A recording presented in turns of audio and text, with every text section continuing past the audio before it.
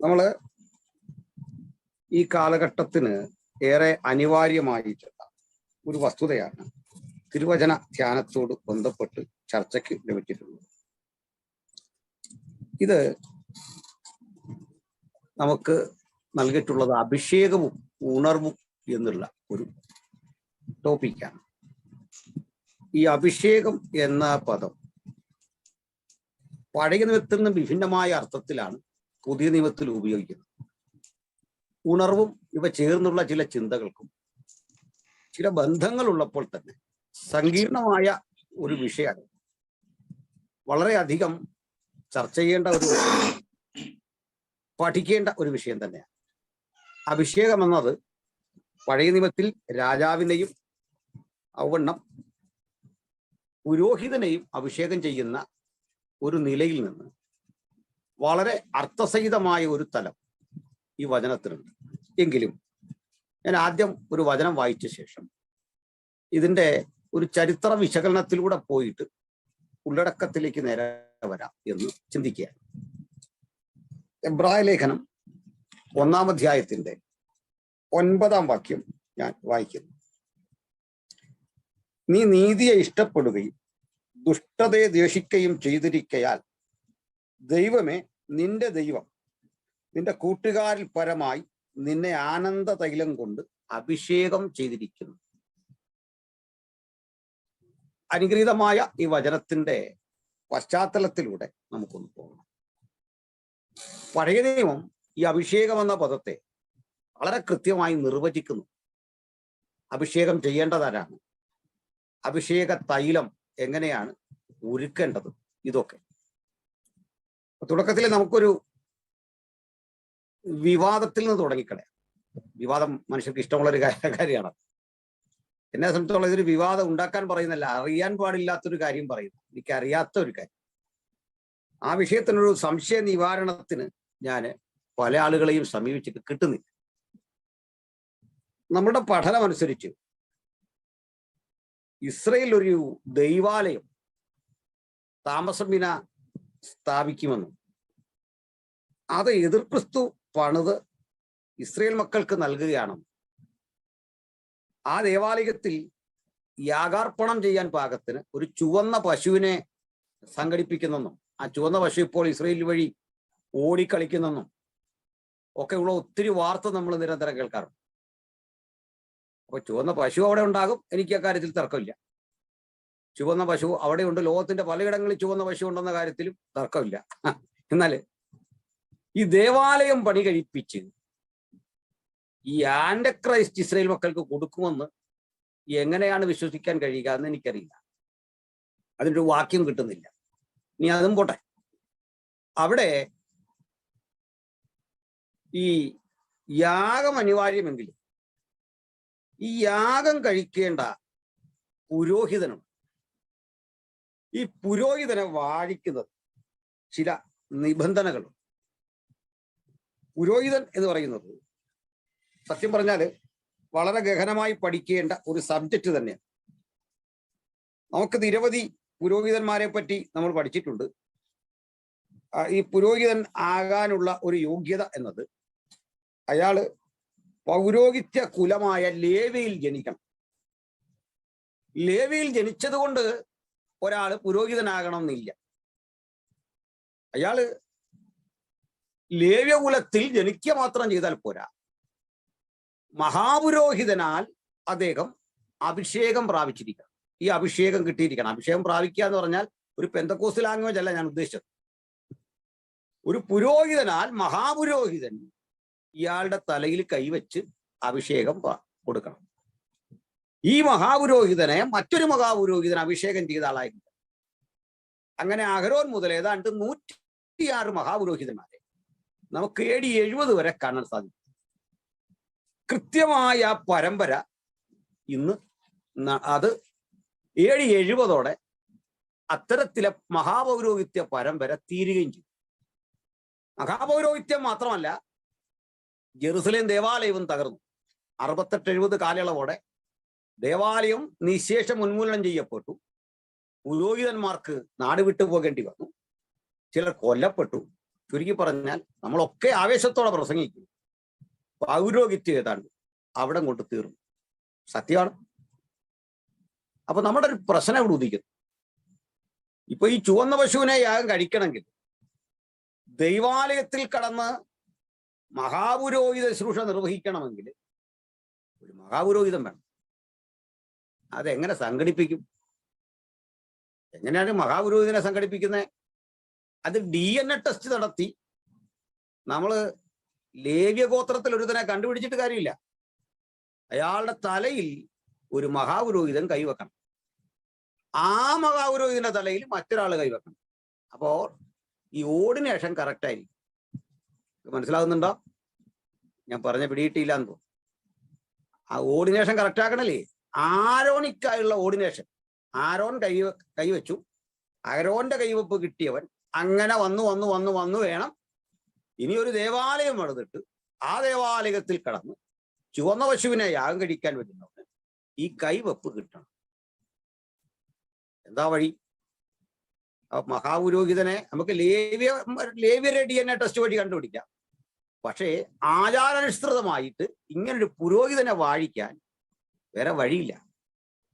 വേറെ വഴിയില്ലെന്നല്ല, ഇപ്പൊ ഒരു വഴിയേ ഉള്ളൂ. അത് നമ്മുടെ ബഹുമാനപ്പെട്ട ഡോക്ടർ KP യോഹന്നാനെ കൊണ്ട് വാഴിക്കല്ലാതെ വേറൊരു വഴി എൻ്റെ മുമ്പിലില്ല.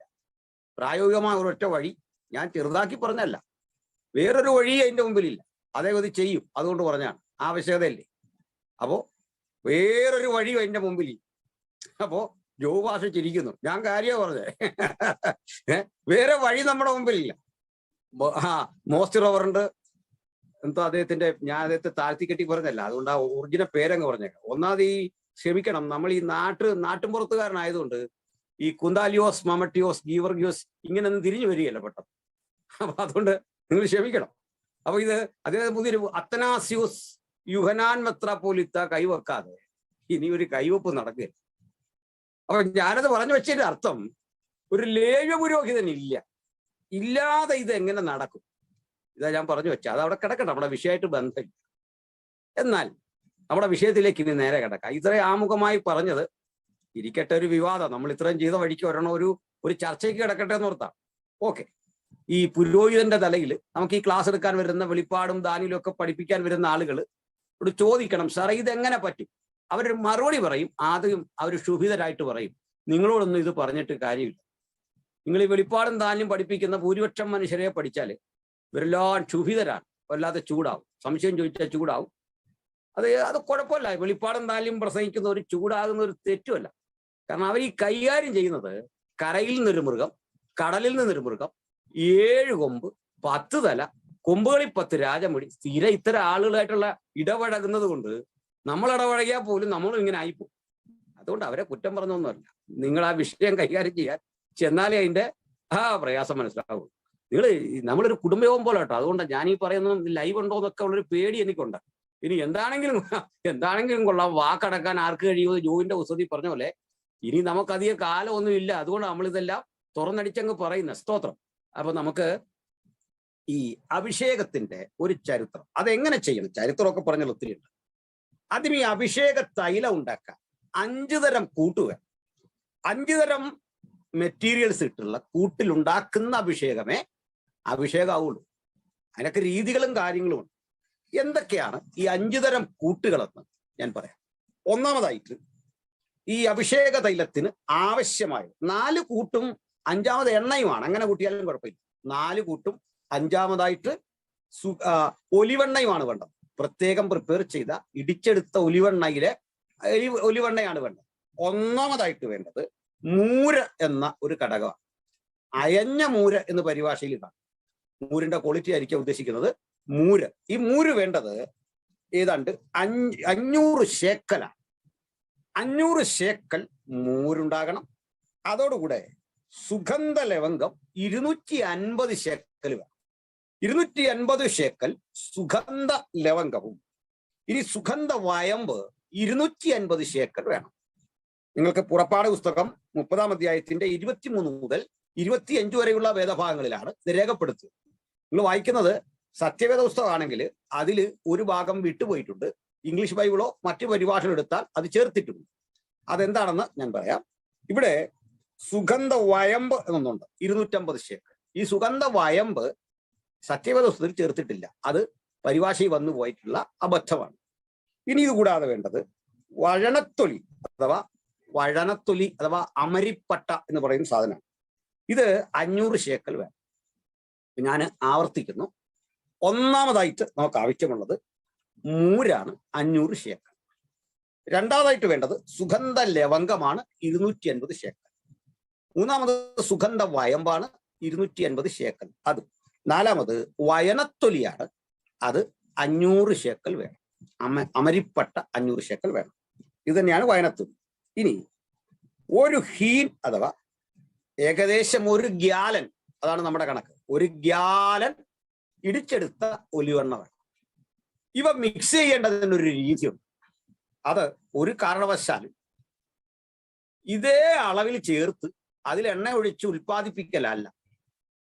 ഇവയെല്ലാം കൂടെ ഈ പട്ട അല്ലെങ്കിൽ അതിൻ്റെ ആ കരപദാർത്ഥം അതുപോലെ ഇടുകയല്ല, മറിച്ച് അത് വെള്ളത്തിലിട്ട് അതിൻ്റെ എസൻസ് കംപ്ലീറ്റ് എടുത്ത്, സാരാംശം കംപ്ലീറ്റ് എടുത്ത് വെള്ളം വറ്റുന്നത് വരെ അങ്ങനെ ഇട്ട് അവ വേണം എണ്ണയോട് കൂട്ടിച്ചേർക്കാൻ. ആ മിക്സാണ് അതീവ സുഗന്ധമുള്ള വസ്തുവാണ്.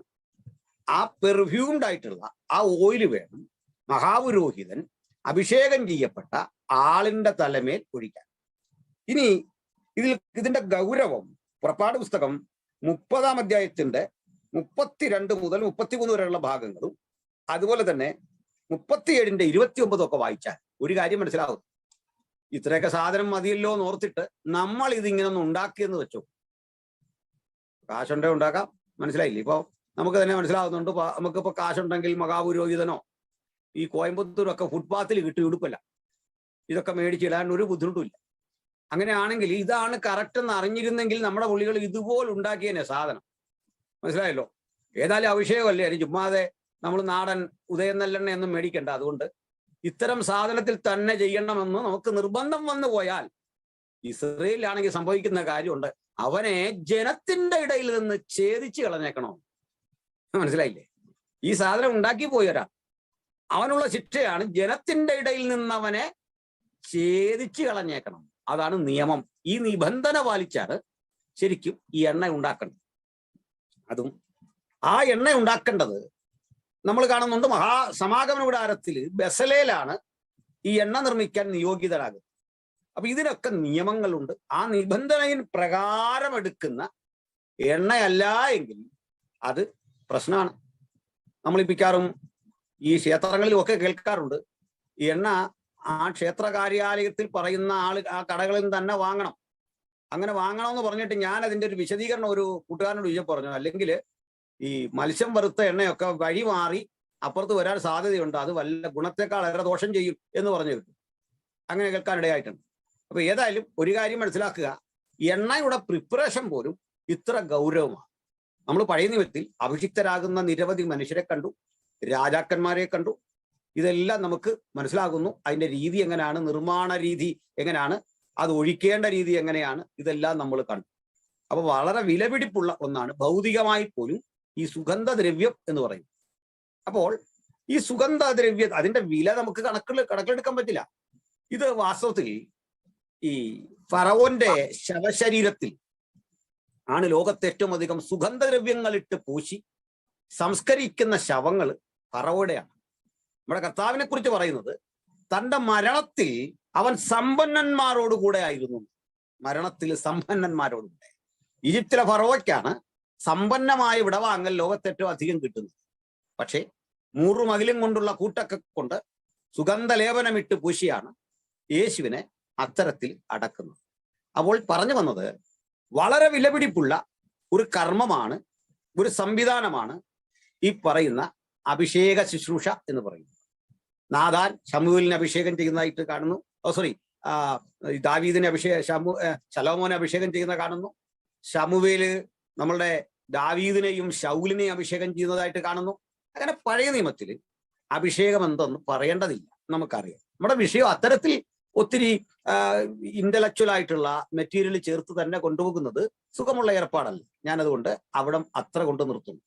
അപ്പോൾ ഒറ്റവാക്കിൽ പറയട്ടെ, ഇടിച്ചെടുത്ത ഒലിവെണ്ണയും 4 തരം കൂട്ടുകളും കൃത്യമായ അനുപാതത്തിൽ ചേർത്ത് അവ വെള്ളത്തിൽ കൃത്യമായി ചൂടാക്കി തിളപ്പിച്ച് അവയുടെ സാരാംശം ഊറ്റിയെടുത്ത് അവ ഇടിച്ചെടുത്ത ഒലിവെണ്ണയോടുകൂടെ ചേർത്ത് ആ കൂട്ടുകൊണ്ട് വേണം മഹാപുരോഹിതൻ ശുശ്രൂഷ നിർവഹിക്കാൻ. ഇത് ഈ ഏറ്റവും നിയുക്തരായ ലേവ്യരായ ആളുകളുടെ ശിരസിൽ ആ ക്രമമനുസരിച്ച് ആചാരമനുഷ്ഠിച്ച് മാത്രമേ നിർവഹിക്കാവൂ. ഇതാണ് പഴയ നിയമത്തിലെ ഒരു പുരോഹിതന്റെ അഭിഷേകത്തിന്റെ രീതി. ഇത് നിങ്ങൾക്ക് വ്യക്തത വന്നു. ബസലേലായിരുന്നു സമാഗമന കൂടാരത്തിൽ ഈ എണ്ണ നിർമ്മിച്ചിരുന്നത്. ഇതൊക്കെ നമുക്ക് മനസ്സിലാകും.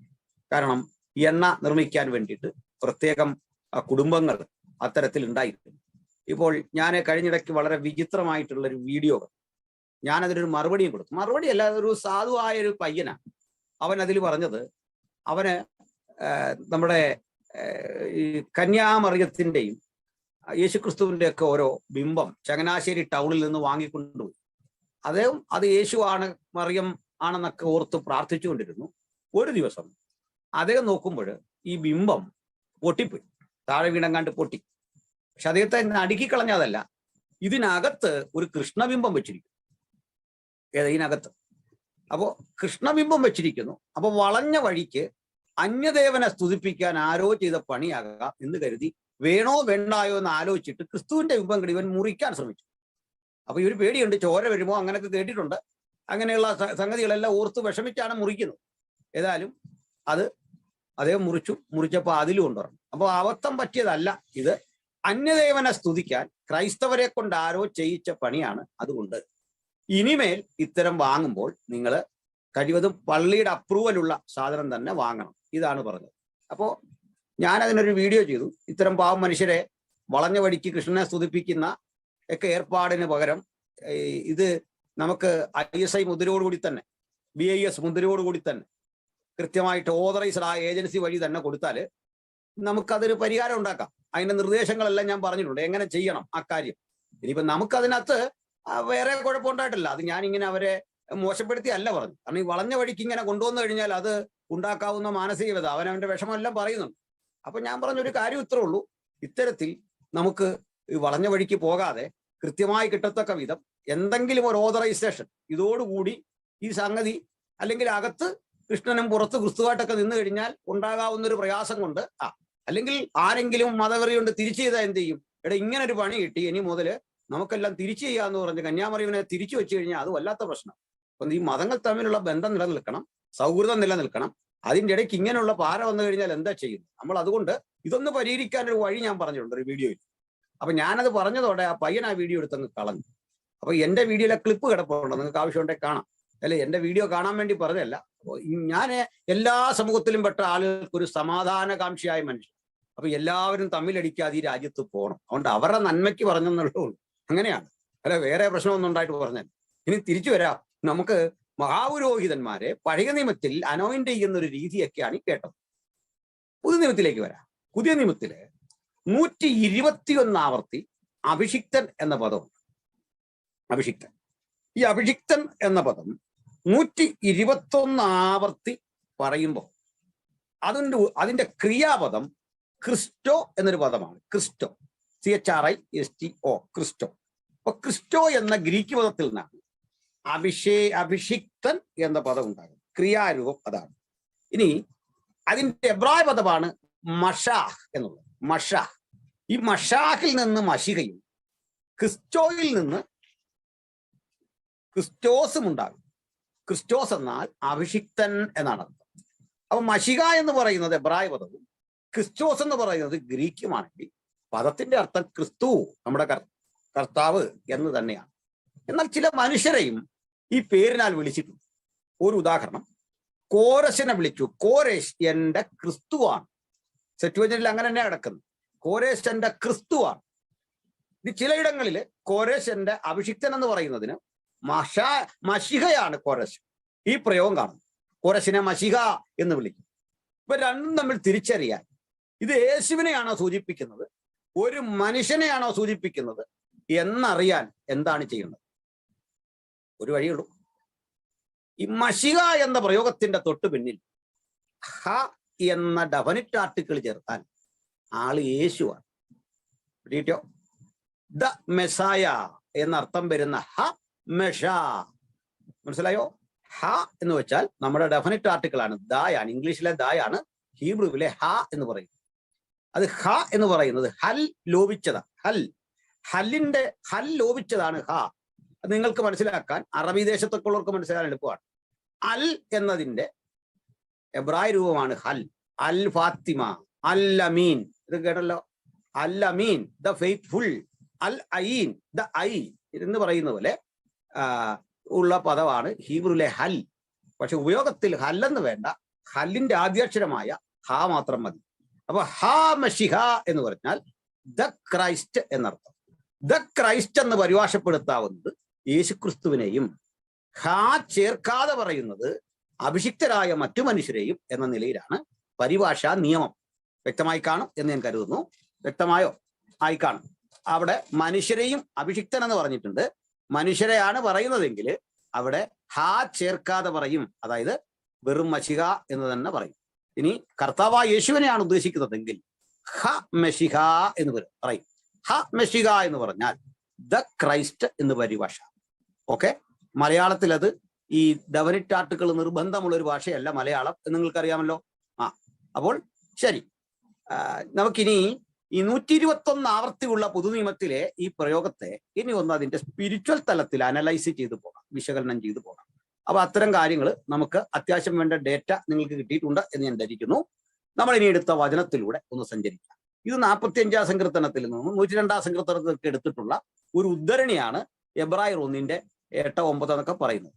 ആക്ച്വലി ഇതൊരു അനുഗ്രഹിക്കപ്പെട്ട വേദഭാഗമാണ്. നമ്മുടെ കർത്താവായ യേശുക്രിസ്തുവിന്റെ ദൈവത്വത്തെ കൂടി കൃത്യമായി അഡ്രസ് ചെയ്യുന്ന, ദൈവത്വം കൃത്യമായി നിറഞ്ഞു നിൽക്കുന്ന, യേശുക്രിസ്തു ദൈവമാണോ എന്ന് ചോദിക്കുന്ന ആളിന് തർക്കമറ്റ നിലയിൽ ഉത്തരം പറയാൻ പറ്റുന്ന ഒരു ഭാഗമാണ്. Because God the father addressing God the son as God. ദൈവപിതാവ് ദൈവപുത്രനെ ദൈവമേ എന്ന് വിളിക്കുന്ന ഭാഗമാണ് ഇത്. ഇവിടെ പുത്രനെ വിളിച്ചിട്ട് പറയാ, ദൈവമേ, നിന്റെ ദൈവം നിന്റെ കൂട്ടുകാരിൽ പരമായി നിന്നെ ആനന്ദതൈലം കൊണ്ട് അഭിഷേകം ചെയ്യുന്നു. അപ്പോൾ ഇതാണ് നമ്മൾ എടുത്ത വാക്യം. അപ്പൊ നമ്മളെ സംബന്ധിച്ചിടത്തോളം ഏറ്റവും വലിയ അഭിഷിക്തൻ നമ്മുടെ മശിഹ, നമ്മുടെ കർത്താവാണ്. ആ അഭിഷിക്തന്റെ അനുഗാമികളായ നമ്മളും നമുക്ക് കിട്ടിയതും അഭിഷേകമാണ്. ഈ അഭിഷേകത്തെക്കുറിച്ച് അതിനെ ഈ പദം കേൾക്കുമ്പോഴേ എന്തോ ചില പ്രയാസങ്ങൾ അനുഭവിക്കുന്ന ഒത്തിരി ആൾക്കാർ നമ്മുടെ നാട്ടിൽ. ഇപ്പൊ ഈ പോസ്റ്റ് ഇട്ടപ്പോഴേ ചോദിച്ചു, സൂമിൽ കൂടെ അഭിഷേകമാണോ? സൂമിൽ കൂടി അഭിഷേകമാണോ? എന്താ സൂമിൽ കൂടി കിട്ടുക? ഇതൊരു ഡിവൈസ് എന്നല്ല ഉള്ളു, ഒരു ആപ്പ് എന്നുള്ള ഉള്ളു. ഒരിക്കൽ ഒരാൾ എന്നോട് ചോദിച്ചാണ്, നിങ്ങളുടെ ദൈവം നൂലിൽ കെട്ടി ഇറക്കി തരുമെന്ന് ചോദിച്ചു. ഞാൻ പറഞ്ഞ അങ്ങനെ ദൈവത്തിന് നൂല് പോലും വേണ്ട ഒരു കാര്യം തരാൻ, അതിന്റെ ഒരു ആവശ്യം പോലും ഇല്ല. ഇനി അങ്ങനെ വെല്ലുവിളിച്ചാൽ അങ്ങനെയും കിട്ടും. അതാണ് കാര്യം. കാക്കയെ കൊണ്ട് നമുക്ക് ആഹാരം തന്നവനാണ് കർത്താവ്. ഈ കാക്ക പോലും വേണമെന്നില്ലെന്നേ, കർത്താവിന് അതുപോലും വേണമെന്നില്ല. അപ്പൊ സൂമിലിരുന്ന് ദൈവവചനം കേൾക്കുക വഴി ഒരാൾക്ക് അഭിഷേകം കിട്ടുമോ എന്ന് ചോദിച്ചാൽ, എന്തേ സൂമിന് വില നിരോധനം ഉണ്ടോ ദൈവത്തിന്റെ സന്നിധിയിൽ? അത് തന്റെ കംപ്ലൈന്റ് ആയിട്ടുള്ള കാര്യമാണോ? മോശപ്പെട്ട കാര്യമാണോ? ഇതിന്റെ അർത്ഥം നിങ്ങൾ ഓർക്കേണ്ടത്, ഈ ചില മനുഷ്യര് അവർക്ക് ബൈബിള് ഭയങ്കര ഇഷ്ടമായിരിക്കാം, യേശുവിനോട് താല്പര്യമായിരിക്കാം, അവർക്ക് സുവിശേഷ ആത്മാവുണ്ടായിരിക്കാം, പ്രസംഗിക്കാൻ ആവേശം ഉണ്ടായിരിക്കാം. പക്ഷെ മിക്കവരെ ചില ആളുകളെ എടുത്താൽ ഈ കക്ഷികളൊക്കെ പലപ്പോഴും വചനത്തിലെ ഏറ്റവും സുപ്രധാനമായ ഒരു കാര്യം ദൈവപരിശുദ്ധാത്മാവിനെ കുറിച്ചും അവിടുത്തെ അഭിഷേകത്തെക്കുറിച്ചും ഒക്കെ സംസാരിക്കുമ്പോൾ വല്ലാതെ വയലന്റ് ആകുന്നു, വല്ലാതെ എതിർക്കുന്നതായിട്ട് കാണാം. അന്യഭാഷയെക്കുറിച്ച് പറയുമ്പോൾ, ആത്മനിറവിനെ കുറിച്ച് പറയുമ്പോഴൊക്കെ എതിർക്കുന്നത് കാണാം. അതുകൊണ്ട് ഞാൻ അത്തരത്തിൽ ഒത്തിരി വീഡിയോകൾ ചെയ്തിട്ടുണ്ട്. രസാവഹമായ ഒരു കാര്യം പറയട്ടെ, ഞാനൊരു 8-10 ഡിബേറ്റുകൾ ഇത്തരം ആളുകളുമായിട്ട് ചെയ്തു. ഇതിൽ 2 ഒഴികെ ബാക്കിയെല്ലാം അവർ നിർവഹിച്ചിട്ട് എന്നെ ക്ഷണിച്ചതാണ്.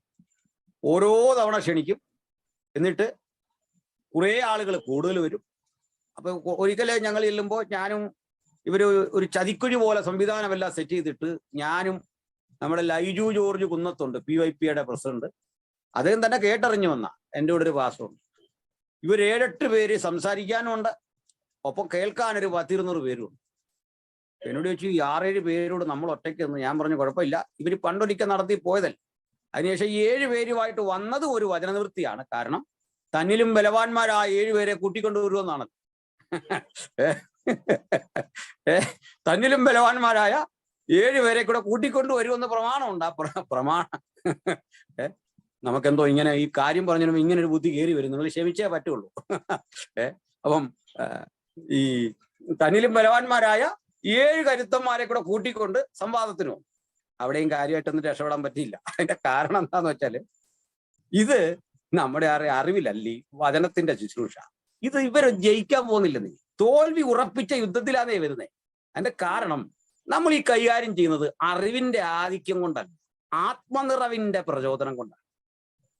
ഞാൻ എൻ്റെ എല്ലാ ശുശ്രൂഷയ്ക്കും കടപ്പെട്ടിട്ടുള്ളത് ആത്മനിറവിന്റെ അനുഭവത്തോടാണ്, അതിന്റെ പ്രചോദനത്തോടാണ്. അതുകൊണ്ട് നിങ്ങളും ഞാനും വചനത്തിന്റെ മുമ്പിൽ പണ്ഡിതനാണെന്ന് ചിന്തിച്ചാൽ നമുക്ക് വചനം വഴങ്ങിത്തരില്ല. വചനത്തിന് മുമ്പിൽ ഞാൻ വലിയ പുള്ളിയാണെന്ന് ചിന്തിച്ചിരുന്നാൽ ഇത് വഴങ്ങിത്തരികയില്ല. മനസ്സിലായില്ലേ? ഇത് വഴങ്ങിത്തരില്ല. ഇത് അഹങ്കാരിക്ക് പറ്റിയ പണിയല്ല. ഞാൻ അവിടെ പഠിച്ചു, സാറപ്പച്ചന്റെ ക്ലാസ്സിൽ പഠിച്ചു, KV സൈമന്റെ ക്ലാസ് പഠിച്ചു, ഞാൻ അവിടുന്ന് MDH എടുത്തു, ഇവിടുന്ന് BD എടുത്തു, ഇതൊക്കെ നല്ലത്. പക്ഷേ വചനം വഴങ്ങിത്തരണോ?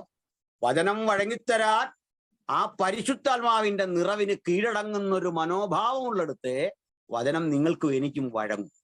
സ്തോത്രം. അതാ അവരുടെ പ്രശ്നം. ഏതായാലും അഭിഷേകത്തെക്കുറിച്ചുള്ള ആ ചരിത്രം വിട്ടിട്ട് നമുക്ക് പുതിയ നിയമത്തിലേക്ക് വരാം. നമ്മുടെ കർത്താവിന് അഭിഷിക്തനായിട്ട് നമ്മളെ പോലെ കാത്തിരിക്കേണ്ട ആളോ ഒന്നും ആയിരുന്നില്ല. ഇന്നിപ്പോ ചില ആൾ ചോദിക്കാറുണ്ട്, ഈ കാത്തിരുന്ന് പ്രാപിക്കേണ്ടതാണോ അഭിഷേകം? ഇതൊരു ക്ലാസ്സും പ്രസംഗവും പോലെ ആയതുകൊണ്ട് പല കാര്യങ്ങളും പോയിന്റ് എടുത്ത് വെച്ച് സംസാരിക്കാൻ നമുക്ക് പറ്റണില്ല. എങ്കിലൊന്ന് പറയാം. ഈ കാത്തിരിക്കുക എന്ന് പറഞ്ഞാൽ നമ്മള് ബസ് സ്റ്റോപ്പിൽ പോയി നിൽക്കുന്ന പോലെ അല്ല ഉദ്ദേശിക്കുന്നത്. ഇവരോർത്ത് അങ്ങനെയാന്ന് ബസ് സ്റ്റോപ്പിൽ പോയി ഇങ്ങനെ മുഷിഞ്ഞിരിക്കുക, വരുന്നുണ്ടോ നോക്കി, അങ്ങനെ അല്ലാന്ന്. മറിച്ച് നിങ്ങൾ പ്രിപ്പയർ ആയിരിക്കണം. ഒരു സ്പിരിച്വൽ പ്രിപ്പറേഷൻ വേണം. മനസ്സിലായില്ലേ? സ്പിരിച്വലി പ്രിപ്പയർഡ് ആയിരിക്കണം ആത്മാവിനെ കൈക്കൊള്ളാൻ. ആ ഒരുക്കത്തെയാണ് ആ സൂചിപ്പിക്കുന്നത്. അതിന് പ്രാർത്ഥനയുള്ള സ്ഥലമാകാം, നിങ്ങൾ ഒറ്റയ്ക്കിരിക്കുന്ന ഇടമാകാം, നിങ്ങളുടെ സ്വകാര്യ പ്രാർത്ഥനാവേളയാകാം. പല ഘട്ടങ്ങളിൽ ആത്മപ്രചോദനം, ആത്മശക്തി നമ്മിലേക്ക് വരാം. ഇപ്പൊ ചില്ലറ പഠിപ്പിക്കൽ, ഈ അഭിഷേകം എന്ന് പറയുന്നത് ശരിക്കും രക്ഷിക്കപ്പെടുമ്പോൾ തന്നെ നമുക്ക് കിട്ടിക്കഴിഞ്ഞു. രക്ഷിക്കപ്പെടുമ്പോഴേ കിട്ടി. ഇനി അതിനു വേണ്ടി ഒന്ന് ഒരുങ്ങണം. രക്ഷിക്കപ്പെടുമ്പോഴെന്താ കിട്ടുന്നത്? രക്ഷിക്കപ്പെടുമ്പോൾ ഈ രക്ഷ തന്നെ, രക്ഷയെക്കുറിച്ചുള്ളൊരു പഠനം തന്നെ പൂർണ്ണമായ അളവിൽ അല്ല ഈ ആൾക്കാർ പഠിപ്പിക്കുന്നത്.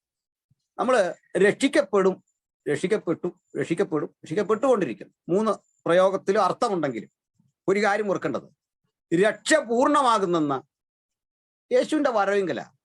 യേശുവിന് 2 കാര്യമുള്ളൂ രക്ഷ പൂർണ്ണമാകാൻ. ഒന്നിൽ നമ്മുടെ ഭൂമിയിലെ ജീവിതത്തിന്റെ അന്ത്യം, നമ്മുടെ രക്ഷയ്ക്ക് പിന്നെ നമ്മൾ ഉത്തരവാദി അല്ലല്ലോ, കർത്താവാണ്. 2 കർത്താവിന്റെ വരവ്. അപ്പോഴാ ഈ രക്ഷ പൂർണ്ണമാകുന്ന അപ്പോഴാ സെക്യൂരിറ്റി സാൽവേഷൻ ഉള്ളത്. അപ്പോൾ ഈ രക്ഷയ്ക്ക് സത്യം പറഞ്ഞാൽ ഒരു തുടർ പ്രക്രിയയുണ്ട്, ഒരു കണ്ടിന്യൂയിങ് പ്രോസസ്സുണ്ട്. അതെന്താണെന്ന് പറയാം. ചില ആളുകൾ ചോദിക്കാറുണ്ട്, രക്ഷിക്കപ്പെട്ടവൻ സ്നാനപ്പെടണമോ? ഈ ചോദ്യം പോലെ അർത്ഥരഹിതമായൊരു ചോദ്യമില്ല. എന്താ കാര്യം എന്നറിയണ്ടേ?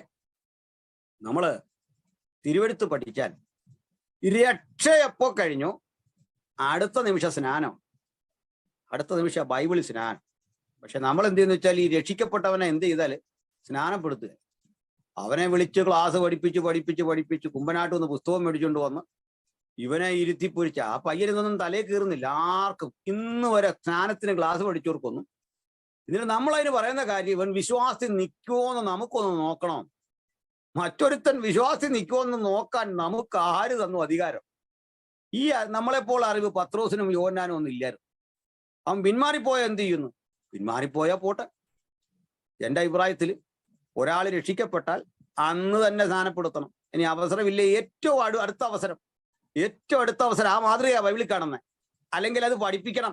നിങ്ങളെ ഇപ്പം സ്നാനപ്പെടുത്താൻ പറ്റാത്തത് നമുക്ക് അതിനുള്ളൊരു സാഹചര്യം ഒരുങ്ങാത്തത് കൊണ്ടാണ്. അല്ല ക്ലാസ് പഠിക്കാൻ നിർത്തിയേക്കാന്നല്ല. ഇതിന്റെ തന്നെ ഒരു കാര്യം എവിടെയാന്ന് വെച്ചാൽ നമ്മളിത് വല്ലാതെ അങ്ങ് റിച്വലിസ്റ്റിക് ആക്കി.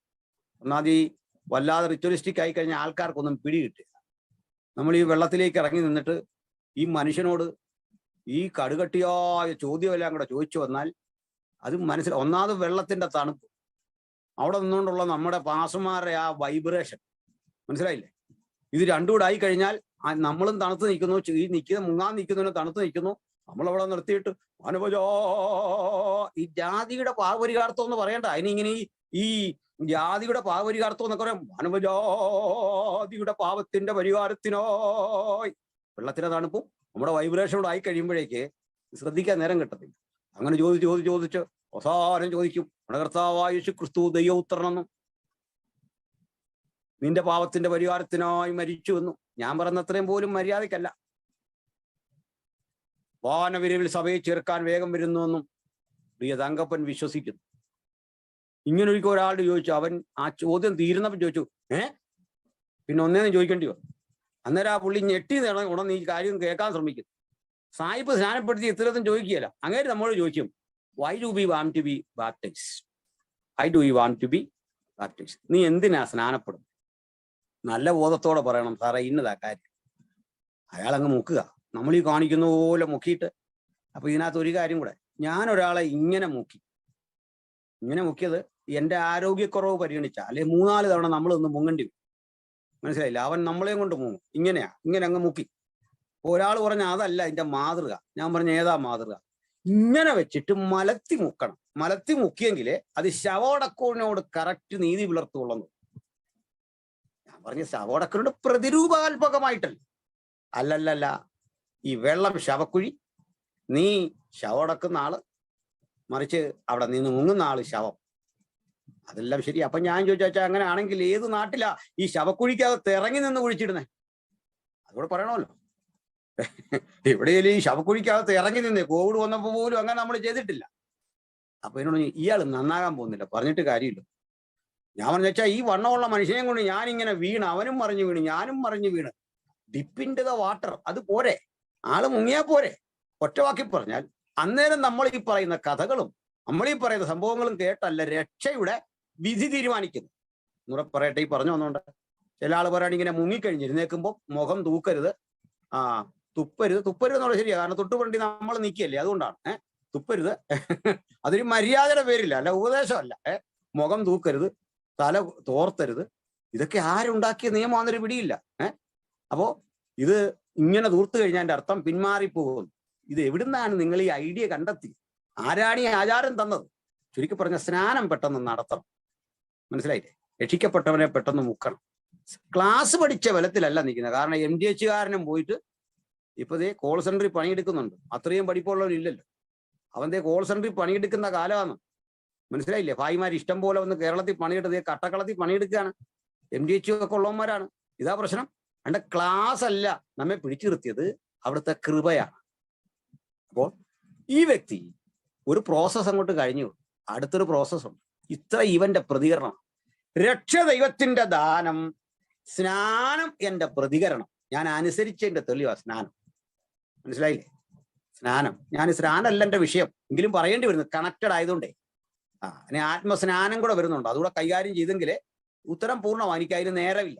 അപ്പോ അതുകൊണ്ട് ഈ ഭൗതിക സ്നാനം കൂടെ ഒന്ന് പറയണം. പൂർണ്ണമായ നിമജ്ജനം ചെയ്തിരിക്കുന്നു സ്നാനത്താൽ. അപ്പോൾ ഈ സ്നാനമേറ്റവന് സ്വാഭാവികമായി കാണാവുന്ന അടുത്ത കാര്യം ദൈവത്തിന്റെ ഗിഫ്റ്റാണ് ശരിക്കും പരിശുദ്ധാത്മാവ്. ഇതിന് ബ്രദർ സഹോദരങ്ങളുടെ വാക്യം എടുത്തുള്ളൂ. ആത്മാവെന്ന ആദ്യദാനം ലഭിച്ചവരായ നാം. ഈ നാം എന്ന് പറയുന്നതിനകത്ത് നമ്മളെല്ലാം ഉണ്ടെന്നാണ് പറഞ്ഞു വരുന്നത്. നാമം എന്ന് പറയുമ്പോൾ നമ്മളെല്ലാം ഉണ്ട്. അത് കുറെയൊക്കെ ശരിയാണ്, എല്ലായ്പ്പോഴും അങ്ങനെയല്ല. കോണ്ടക്സ്റ്റ് നോക്കിയാണ് നാം എന്നൊക്കെ ഉള്ള ആ കാര്യം എടുക്കും. ഇനി രസാപകമായൊരു കാര്യം, ഒരു വലിയ ബ്രദറൻ പണ്ഡിതൻ എന്നോട് പറഞ്ഞു, അന്യഭാഷകളിൽ സംസാരിച്ച ആ സംഭവം ആദ്യത്തെ എടുത്തിട്ട് പറഞ്ഞു. അപ്പോസ്തല പ്രവൃത്തി 2-ാം അധ്യായത്തിൽ പത്രോസ് പന്തിരൂരോടെ എഴുന്നേറ്റ് നിന്നു, ബാക്കി ആളുകൾ അന്യഭാഷ പറഞ്ഞു, പത്രോസ് അന്യഭാഷ പറഞ്ഞില്ലെന്ന്. ഞാൻ പറഞ്ഞു, അച്ഛൻ എങ്ങനെ അറിഞ്ഞേ? അവിടെ വചനം കറക്റ്റായിട്ട് എഴുതിയിട്ടുണ്ടോ? എങ്ങനെയാണ് ഈ സംസാരിക്കുന്നതെല്ലാം ഗലീലക്കാരല്ലയോ എന്നൊക്കെ ചോദിച്ചു വരുമ്പോൾ പറയുക, സഹോദരന്മാര് ആയ പുരുഷന്മാരെ, നിങ്ങൾ വിചാരിക്കുന്നത് പോലെ ഇവർ വീഞ്ഞു കുടിച്ചവരല്ല. പത്രോസ് പറഞ്ഞെങ്കിൽ ഞങ്ങൾ വീഞ്ഞു കുടിച്ചവരല്ലെന്ന് പറയണം. ഭയങ്കര വ്യാകരണമാണ്. ഒരു തെറ്റ് സ്ഥാപിക്കാൻ വേണ്ടി വചനം എങ്ങനെയാണ്, എവിടെ കൊണ്ടൊരു തെറ്റ് സ്ഥാപിക്കാം? ഈ കടവൊക്കെ ഇവർ എവിടെ കൊണ്ട് വീഴുമെന്ന് എനിക്കറിയില്ല. ആ പഴയുന്നവന്റെ മനസാക്ഷി പറയുന്നുണ്ട്, ശുദ്ധ ബ്ലണ്ടറാണ്. ഇത് ലോകത്താർക്കെങ്കിലും കൺവിൻസ്ഡ് ആയിട്ടുണ്ടെങ്കിൽ ബ്രദറുകാർക്ക് മാത്രമേ ഉള്ളൂ, ബാക്കി ഒറ്റ മനുഷ്യർക്കും ആ ലോജിക്ക് പിടികിട്ടുകയില്ല. ഇനി അതങ്ങനെ എന്താ വിശ്വസിക്കണ്ട. ഞാൻ പറഞ്ഞു അത് മതിയല്ലോ, അത്ര എഴുതിയാൽ മതിയല്ലോ, അതുകൊണ്ട് നമുക്ക് മനസ്സിലാകുമല്ലോ. ആ ബ്രദറെ, നിങ്ങളോട് ആര് പറഞ്ഞു വചനത്തിൽ ഇല്ലാത്ത പറയാം? ഞാൻ പറഞ്ഞു വചനത്തിൽ ഇല്ലാത്ത ഒന്നിനോട് കാര്യം ഞാൻ പറയാം. ഇതേ പത്രോസ് സംസാരിപ്പാൻ വായ തുറന്നു.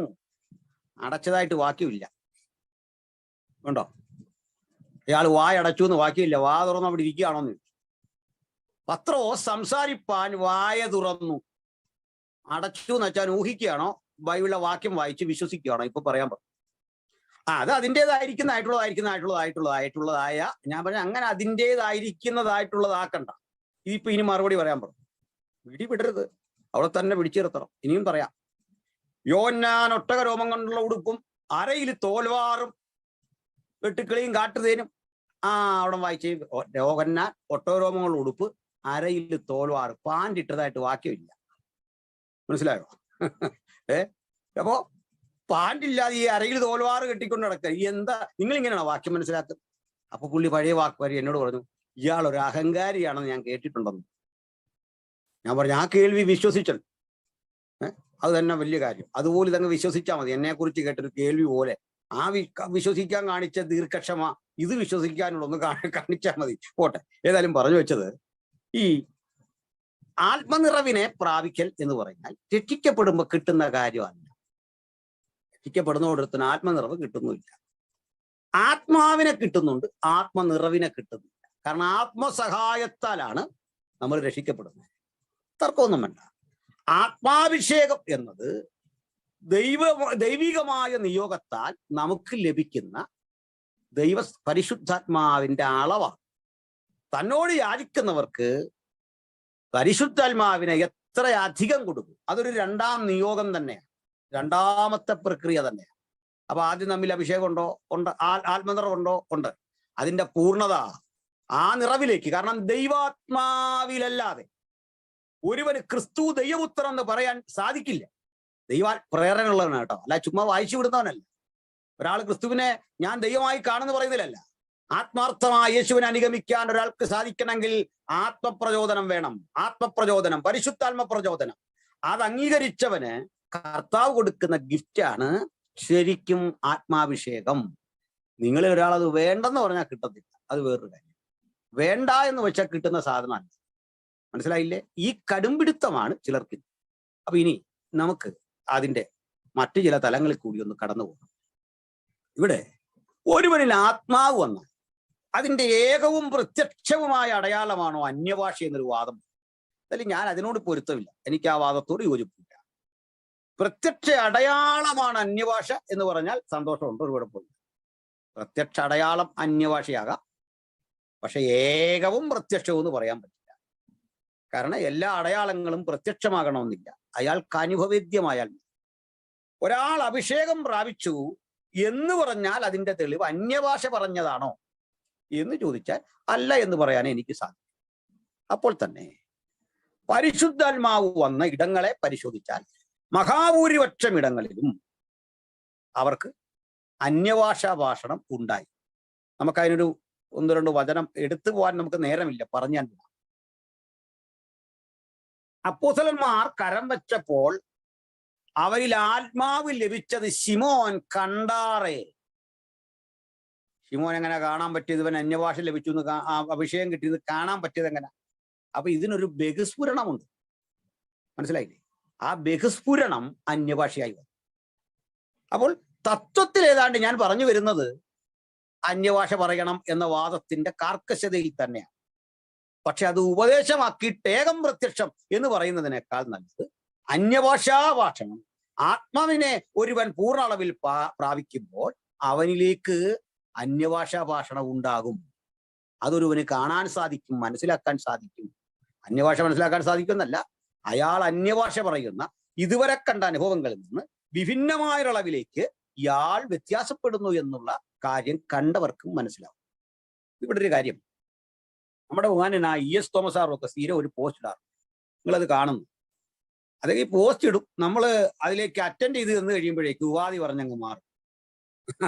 ഇത് ഞാൻ ഒത്തിരി കണ്ടതാണ്, ഒത്തിരി കണ്ടത്. എന്തെങ്കിലുമൊക്കെ മനുഷ്യന് സ്വീകരിക്കാൻ വയ്യാത്ത കുറെ ഉപാധി പറഞ്ഞിട്ട് ആള് പുറകോട്ടങ്ങ് മാറും. നിരീശ്വരന്മാരും ഇങ്ങനെ, ഇവരിങ്ങനെ ഭയങ്കര വെല്ലുവിളിച്ച് നമ്മൾ വെല്ലുവിളി ഏറ്റെടുക്കുമ്പോഴേക്ക് മനുഷ്യന് ജീവിതത്തിൽ സ്വീകരിക്കാൻ വയ്യാത്ത ഉപാധി നമുക്ക് ചന്ദ്രനെ വെച്ച് നടത്തിക്കളയാന്നൊക്കെ ആവും. അടുത്ത സംവാദം നമുക്ക് അങ്ങ് ഉപഗ്രഹത്തിൽ പോയി നടത്താന്നൊക്കെ നിലയിലേക്ക് അങ്ങാവും. ഇങ്ങനെയാ.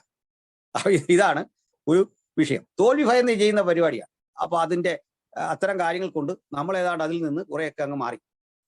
അതിന്റെ ഒരു ആവശ്യമില്ല. ഇപ്പം ബ്രദറൻ സമൂഹത്തിൽ നിന്ന് ഉയരുന്ന വെല്ലുവിളി ഒന്നും ഒരു പ്രശ്നമല്ലാതായി കഴിഞ്ഞു. ഏത് കൊച്ചുകുട്ടിക്കും കൈകാര്യം ചെയ്യാം. അവരുടെ ഉപദേശം വളരെ തെറ്റാണെന്ന് ആൾക്ക് ബോധ്യം. നിങ്ങളെ ഇന്നത് ബോധ്യപ്പെടുത്തിയിട്ട് നമുക്കിന്ന് പിരിയുന്നു. ശ്രദ്ധിക്കണം.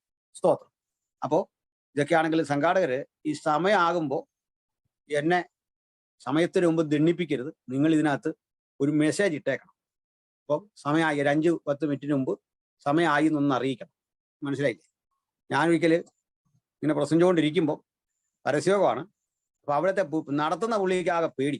അങ്ങനെ പേടിയുള്ളവൻ്റെ കൂടെ പരസ്യോഗത്തിന് പറഞ്ഞു. ഞാനാണെ അന്യമതസ്ഥരെ ഒന്നും പറയാറുള്ളൂ, അതൊന്നും എനിക്കിഷ്ടമല്ല. അത് പരസ്യോഗമല്ലേ. ഈ പുള്ളി അങ്ങ് ആകപ്പാടെ അവിടെ നിന്നുകൊണ്ട് പറഞ്ഞു സമയമായി എന്ന് പറഞ്ഞ് ഇങ്ങനെ പറഞ്ഞുകൊണ്ടിരിക്കുക. അപ്പൊ ഞാനൊരു കവിത വായിച്ച ഓർമ്മയിൽ, കടമനിട്ടൊരു കവിത വായിച്ച ഓർമ്മയിൽ തിരിഞ്ഞ് പുള്ളിയുടെ മുഖത്തോട്ട് നോക്കിയിട്ട് പറഞ്ഞു, ഒരു ദിവസം ഒരുവൻ വന്ന് നിന്നോടും പറയും സമയമായി. ഒരു കിട്ടിയോ? ഒരു ദിവസം ഒരുവൻ വന്ന് ഇങ്ങേരോടും പറയും സമയമായി. ഇടയ്ക്കാകും. പിന്നെ പുള്ളി മിണ്ടിയിട്ടേ ഇല്ല. യോഗം തീരുന്നത് വരെ പല പരസ്യത്തിൽ പിന്നെ പോയി മിണ്ടിയിട്ടേ ഇല്ല. കാരണം ഒരു ദിവസം ഒരുവൻ വന്ന് നിങ്ങളോടും പറയും സമയമായി. കിട്ടിയോ? പേടിക്കണ്ട, നമ്മൾ പ്രാർത്ഥിച്ച് ചെയ്യാമെടുത്താൽ മതി. പേടിക്കാൻ പറഞ്ഞല്ല. സ്തോത്രം. ഹല്ലേലൂയ. അപ്പോൾ നമ്മള് പ്രിയപ്പെട്ടവരെ, നമ്മൾ ഈ ഇങ്ങനെയൊക്കെ സംസാരിക്കുന്ന ഒരു കുടുംബ സംവിധാനത്തിൽ പറയുന്ന പോലെ ആയതുകൊണ്ടാണ്. നിങ്ങളത് തെറ്റായിട്ട് എടുക്കരുത്. നമ്മൾ ഈ ഓരോ സന്ദർഭം നോക്കി വേണമല്ലോ പറയാം. അല്ല ഞാൻ എന്നോട് AD എന്നും BC എന്നും രണ്ടായി തിരിച്ച എന്നൊക്കെ നിലയിൽ സംസാരിച്ചു കഴിഞ്ഞാൽ അതിനൊരു രസമോട്ട് കേൾക്കാമെന്ന് എനിക്കറിയാം. പക്ഷെങ്കിൽ എന്തോ എനിക്കൊന്നും ആ സമയമാകുമ്പോൾ അങ്ങനെ പറയാൻ തോന്നുന്നില്ല. യോഭാഷക്ക് അറിയാം നമുക്കിങ്ങനെ കുറെ ദൗർബല്യം. ഈ റൈറ്റ് ആസ് യു ടോക്ക് എന്ന് പറയുന്ന ഒരു പ്രിൻസിപ്പിൾ ഉണ്ട്. അങ്ങനെയാണ് ഒരു സിമ്പിളായിട്ട് ആൾക്ക് കാര്യം മനസ്സിലാകണം. അതാ, അതുകൊണ്ടാണ് പറയുന്നത്. ഒക്കെ നമുക്ക് തിരിച്ചു വരാം. അപ്പൊ ഇവിടെ ഈ അന്യഭാഷയെക്കുറിച്ചൊരു കാര്യം, ഏതായാലും ആ വിഷയമൊക്കെ നമ്മുടെ വിഷയമാണ്. ഈ പലരും പറയുന്നൊരു കാര്യം, നല്ല സ്നേഹമുള്ള കുറേ മനുഷ്യർ, അവരും പറയാം സുഹൃത്ത് ഇതെല്ലാം ശരിയാണെങ്കിൽ നിങ്ങളുടെ ഈ അന്യഭാഷ ഒരു വല്ലാത്ത ഏർപ്പാട്. ഇത് ചുമ്മാ ഉമ്മ കിടന്ന് കുറെ ബഹളം വെച്ച് എങ്ങനെയൊക്കെയാണ്. ഇയാളെ വിളിച്ചുകൊണ്ട് ഈ ഭായിമാര് താമസിക്കുന്ന കെട്ടിടത്തിലേക്ക് കൊണ്ട്, ഭായിമാര് താമസിക്കുന്ന കെട്ടിടം ഈ പെരുമ്പാവരൊക്കെ ഇഷ്ടം പോലെ. ഞാൻ താമസിക്കുന്ന പായിപ്പാട്, ഇതിന്റെ തൊട്ടടുത്ത് പായിപ്പാട് എന്നൊരു സ്ഥലമുണ്ട്. ഇവിടെ ആ കോവിഡ് വന്നപ്പോൾ പോലീസിനെ മുഴുവൻ മുമ്പിൽ കൂടെ ഇവന്മാർ ഒരു കുഴപ്പമില്ലാതെ വലിയ പ്രകടനം നടത്തിയ സ്ഥലമാണ്. അന്ന് പോലീസ് ഓടിയ ഓട്ടം കാണണമായിരുന്നു. നമ്മൾ ഇതുവരെ പോലീസിന്റെ മുമ്പിൽ ഇത് മനുഷ്യൻ ഓടുന്നതാണ്. ഭായിമാരെല്ലാം കൊടുവാളം കൊണ്ട് ചെന്നപ്പോഴേക്ക് ഈ 5-6 സ്റ്റാർ വെച്ചവനൊക്കെ ഓടുകയാണ്. ചന്തയ്ക്കകത്തൂടെ ഓടി കയറി പോവാ പ്രാണരക്ഷാർത്ഥം. മനസ്സിലാണ്? നമ്മുടെ മലയാളി എല്ലാം തല്ലിച്ചതച്ച പോലീസ് ഭായിമാര് കളത്തിൽ ഇറങ്ങി കഴിഞ്ഞപ്പോഴേക്ക് ഓടിക്കളഞ്ഞ് അതിവേഗത്തില ഓടി. ഈ ഭായിമാര് കൂടുന്നിടത്ത് ചെന്നിട്ട് ഇവര് സംസാരിക്കുന്നത് കേൾക്കണം. ഒന്നും പിടിയിട്ട് കേട്ടാ കലവില എന്ന് കുറെ സൗണ്ടാ. അവന് ഭാഷയുണ്ടാവും. ഈ സംവാദത്തിൽ ഒരിക്കൽ ഒരുത്തൻ പറഞ്ഞത്, സുഹൃത്തെ നിങ്ങളുടെ ഈ അന്യഭാഷ ചന്തക്കകത്തെ സംഭാഷണം പോലാണ്. ഞാനത് സമ്മതിക്കുക ചെയ്തു. നിങ്ങളോട് ആരെങ്കിലും അങ്ങനെ പറഞ്ഞു വന്നാൽ സമ്മതിച്ചേക്കാം, ചന്ത പോലെയാണ്. ഈ ചന്തയെന്ന് കേട്ടാൽ എന്തിനാ അറയ്ക്കുന്നത്? ചന്തയെന്ന് കേട്ടാല് ഏറ്റവും താഴേക്കിടയിലെ കർഷകൻ അവന്റെ ഉൽപ്പന്നം വിൽക്കാനും അതിസാധാരണക്കാരൻ വാങ്ങാനും പോകുന്ന സ്ഥലം. അത് വിൽക്കുന്നവനെ സംബന്ധിച്ചോളം അവന്റെ ആരാധനാലയം പോലെ അത്. അങ്ങനെയാ കമ്പോളം. ആ ചന്ത അവന്റെ ആരാധനാലയമാണ്, അവന്റെ ഉപജീവനത്തിന്റെ സ്ഥലമാണ്. ഒരു കാര്യം, അവിടെ നിന്ന് കയറി നോക്ക്. പുറത്തുനിന്ന് കേട്ടാൽ മഹാബഹളം, അകത്തോട്ട് ചെല്ലണം. നാരങ്ങ വേണമെന്നവൻ നാരങ്ങ മേടിക്കുന്നു, ചില്ലറ വേണമെന്നവൻ ചില്ലറ മാറുന്നു, വെണ്ടയ്ക്ക മേടിക്കുന്നവൻ അത് മേടിക്കുന്നു. പുറത്തുനിന്ന് കേൾക്കുന്നവന് ബഹളം. അകത്ത് കയറിയാ മനസ്സിലാവും ഇത് സംഭാഷണമാണ്. കിട്ടിയോ? അകത്ത് കയറിയാ കറക്റ്റ് സംഭാഷണം, പുറത്തു നിന്നാ മഹാബഹളം. നീ അകത്തോട്ട് കയറ്. മനസ്സിലായില്ലേ? അതൊരു പ്രത്യേക ലോകമാണ്. ഇനി നമ്മൾ കേൾക്കുമ്പോൾ അവര് ഭയങ്കര ബഹളമൊക്കെയാ. പക്ഷേ അവരെ നേരെ ഒന്ന് ചെന്ന് നോക്കി, അവർ ഒറ്റക്കെട്ടാ. അതിന്റെ കാരണം എന്തറിയോ? പറയാം. അത് നമ്മളൊന്ന് മനസ്സിലാക്കണം. ഞാന് എൻ്റെ എല്ലാ ശുശ്രൂഷാ വേളകളും IPC ചർച്ച കൂടി ഷാരോണൊന്നും ഞാൻ തിരിക്കാറില്ല. നമ്മുടെ ചർച്ച, നമ്മുടെ സമൂഹം ഒറ്റക്കെട്ടായിട്ട് നിൽക്കണം എന്ന് ചിന്തിക്കുന്ന ഒരാളാണ്. സഭയുടെ സംഘടനയൊക്കെ അവിടെ നിൽക്കട്ടെ. അതിന് കാരണമുണ്ടോ? എന്താ ഈ നമ്മൾ സത്യം പറഞ്ഞാൽ ഈ അഭിഷേകവും ഒരു ആത്മീയ ലഹരി തന്നെ. അതുള്ളിലേക്ക് വരുമ്പോൾ സ്വയം നമ്മൾ മറക്കുന്നു. അതിന് നിങ്ങൾ ഇഷ്ടപ്പെടാത്തൊരു ഉദാഹരണം പറയും. നല്ലപോലെ വെള്ളം അടിച്ച് വഴിയെ പൂസായി പോകുന്നതിനെ കണ്ടിട്ടുണ്ട്. ഇങ്ങനെ പോകുമ്പോൾ ആ കൂടെ പ്രൊഫസറും ഉണ്ട്, ചിന്തിക്കട നടത്തുന്നവനും ഉണ്ട്, പെട്ടിക്കട നടത്തുന്നവനും ഉണ്ട്, ലോക്കൽ ആളും ഉണ്ട്. ഈ പ്രൊഫസറെ കയറിയിട്ട് ഈ ലോക്കൽ ചിന്തിക്കട നടത്താൻ വിളിക്കുക. അളിയോ എന്താണെന്നറിയോ? പ്രൊഫസർ തിരിച്ചു പോളിയാ എന്നാന്നറിയോ, ഇവനകത്ത് ചെന്ന് കഴിഞ്ഞപ്പോഴേക്കും ഭയങ്കര സാഹോദര്യം. മനസ്സിലായില്ലേ? ഇവനകത്തോട്ട് വന്നേക്കേ ഭയങ്കര സാഹോദര്യം. അത്രയിലൊരു വെളിവ് നമുക്കുണ്ടായാൽ മതിയായിരുന്നു. ചച്ചക്കോട, IPC, ഷാരോന, വടക്കേന്ത്യന, നോർത്ത് ഇന്ത്യന, ഇത് വേണ്ടതേ. നമുക്കിതൊക്കെ അങ്ങ് വിടാന്നേ. നമുക്കതെല്ലാം വിട്ടിട്ട് സാഹോദര്യത്തിൽ ഒരുമിക്കണം. സന്തോഷമുണ്ടോ ദൈവമക്കൾക്ക്? സ്തോത്രം, ഹല്ലേലൂയ. ഞാൻ IPC കെട്ടു, എന്റെ മോളെ IPC കൊടുക്കൂ. ഇതൊക്കെ വിടുന്നേ. ക്രിസ്തുവിൽ നമുക്ക് ഒന്നായി തീരാൻ സാധിക്കണം. കർത്താവിന്റെ സ്നേഹത്തിൽ നമുക്ക് സ്നേഹിക്കാൻ സാധിക്കണം. കുടിയന്റെ വെളിവെങ്കിലും നമുക്ക് ഉണ്ടാകണം. പോട്ടെ, അപ്പൊ നമുക്ക് എന്നും ഈ അഭിഷേകം ഉണ്ടാകട്ടെ, എന്നും ഈ ദൈവകൃപ ഉണ്ടാകട്ടെ. അപ്പോൾ രണ്ടാമത്തെ ഒരു കാര്യം, ഈ അഭിഷേകം പ്രാപിച്ച കക്ഷികൾ നമുക്ക് പറയാം, ഈ അന്യഭാഷ മനസ്സിലാകുന്നു. എന്നോട് ഡിബേറ്റിലൊരു ആൾ പറഞ്ഞാണ് അന്യഭാഷ മനസ്സിലാകുന്നു. നിങ്ങൾ ആ ഡിബേറ്റ് കണ്ടാൽ മനസ്സിലാകും. ഞാൻ എന്നെ പറഞ്ഞു മനസ്സിലാകുകയില്ല, കാരണം അത് അന്യഭാഷയല്ല. വീണ്ടും പുള്ളി പറഞ്ഞു, സാർ അങ്ങനെയല്ല, നിങ്ങളുടെ അന്യഭാഷ മനസ്സിലാകുന്നില്ല. അപ്പോഴും ഞാൻ പറഞ്ഞു അത് അന്യഭാഷയാ, അതാ മനസ്സിലാകും. പിന്നെയും പറയാ മനസ്സിലാകുന്നില്ല. അപ്പൊ ഞാൻ പറഞ്ഞു അന്യഭാഷയാണ്, മനസ്സിലാകത്തില്ല. കേട്ട് പുള്ളി അത് നിർത്തി. അപ്പൊ ഞാൻ തുടങ്ങി. ഞാൻ പറഞ്ഞു അന്യഭാഷ മനസ്സിലാകാത്തതിന്റെ കാരണം അതൊന്ന് പഠിക്കാനായിട്ടുണ്ട്. ഒരു പരിധി വരെ ഈ സമൂഹം നമ്മളെ വിമർശിക്കുന്നത് നമ്മളൊരു കാരണമാണ്. അങ്ങനെയാ. എൻ്റെ മോൻ വന്നാ ഇതെല്ലാം സെറ്റപ്പ് ആക്കി തരും. ഇവിടെ വീഡിയോ പിടിക്കുന്നില്ല. അവൻ ഇങ്ങനെ പ്രസംഗിക്കാനും ഒക്കെ വലിയ ആഗ്രഹമുള്ള ആളാണ്, ചെറുപ്പത്തിലുമൊക്കെ. ഇപ്പൊ അവന്റെ മേഖല മാറിപ്പോയി. അപ്പൊ ഇവൻ ഈ സ്റ്റേജെല്ലാം ഉണ്ടാക്കിയിട്ട് ഈ ചരിത്ര വിഷയങ്ങളൊക്കെ എടുത്താ 3 വയസ്സിൽ പ്രസംഗിക്കുന്നത്. അപ്പൊ ആൾക്കാരിങ്ങനെ രാജവാനിക്കാടും ഒക്കെ വീട്ടിൽ വന്നിട്ട് ഇവനെ കൊണ്ട് ഇങ്ങനെ പ്രസംഗിപ്പിക്കുവായിരുന്നു. അപ്പൊ ഞാൻ ഇതിനൊന്നും എതിര് പറഞ്ഞില്ല. ഒരു കാര്യം എതിര് പറഞ്ഞു, നീ പ്രസംഗിക്കുന്നതിനോ പാടുന്നതിനോ ഒന്നും കുഴപ്പമില്ല, അന്യഭാഷ പറയാൻ പാടില്ല. മനസ്സിലായോ? ചില ആൾ കണ്ടില്ല, ഈ കൊച്ചുപിള്ളേർ അന്യഭാഷ പറഞ്ഞ് കളിയാക്കുന്ന പരിപാടി എടുത്ത് വൈറലാകാൻ വേണ്ടി വീഡിയോയിൽ ഇട്ടിരിക്കുക. ഇതിന്റെ വില നിനക്ക് മനസ്സിലാകുമെങ്കിൽ ഇത് കളിക്കാനുള്ള സംഗതിയല്ല. ഈ സംഗതി വേറെയാണ്. ഇത് കളിക്കേണ്ട സംഗതിയല്ല, കുട്ടി കളിക്കേണ്ട സംഗതിയല്ല.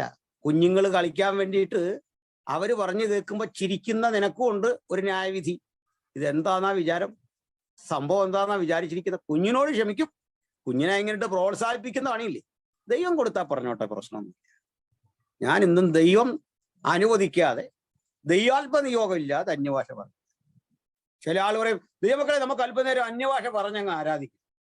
ഇത് സ്റ്റുഡിയോയിൽ ചെന്ന് ചിരിക്കാൻ പറഞ്ഞല്ല. സ്റ്റുഡിയോയിൽ ചെന്ന് ചിരിക്കാൻ പറഞ്ഞാൽ നമുക്ക് ചിരിക്കാൻ പറ്റുമോ? ഒന്ന് ആലോചിച്ച് നോക്കി. സ്റ്റുഡിയോയിൽ ചെന്ന് ചിരിച്ചു കഴിഞ്ഞാൽ അത് ശരിയാകുമോ? നമ്മളൊന്ന് ആലോചിച്ച് നോക്കി. മനസ്സിലായില്ലേ? വലിയ പാടാടുന്നത്. അങ്ങനെയാ. ഞാൻ പണ്ട് ട്യൂട്ടോറിയൽ പഠിപ്പിക്കുന്ന ഒരു കാലമുണ്ട്. അപ്പൊ ഈ ഫോട്ടോ എടുക്കാൻ വന്നപ്പോഴേക്ക് ഈ പുലി പറഞ്ഞിട്ട് ആരും ചിരിക്കുന്നില്ല. അപ്പൊ ഞാൻ അവിടെ നിന്ന് ഒരു കോമഡി പറഞ്ഞതിന് പിള്ളേര് പൊട്ടിച്ചിരിച്ചിട്ട് ഒരുത്തൻ ഇങ്ങനെ അങ്ങ് ചിരിച്ചിരിച്ച് അങ്ങ് തുമ്മിപ്പോയി. ഇതിന്റെ ഫോട്ടോ എടുത്തു വെച്ചു. അത് ആദ്യം കുളമായി. കാരണം കൃത്രിമമായിട്ട് നമ്മൾ ചിരിപ്പിച്ചാലും ഇതാ സ്ഥിതി, ചിരി വരാതെ ചിരിച്ചാലും ഇതാ സ്ഥിതി. ഇതാണ്.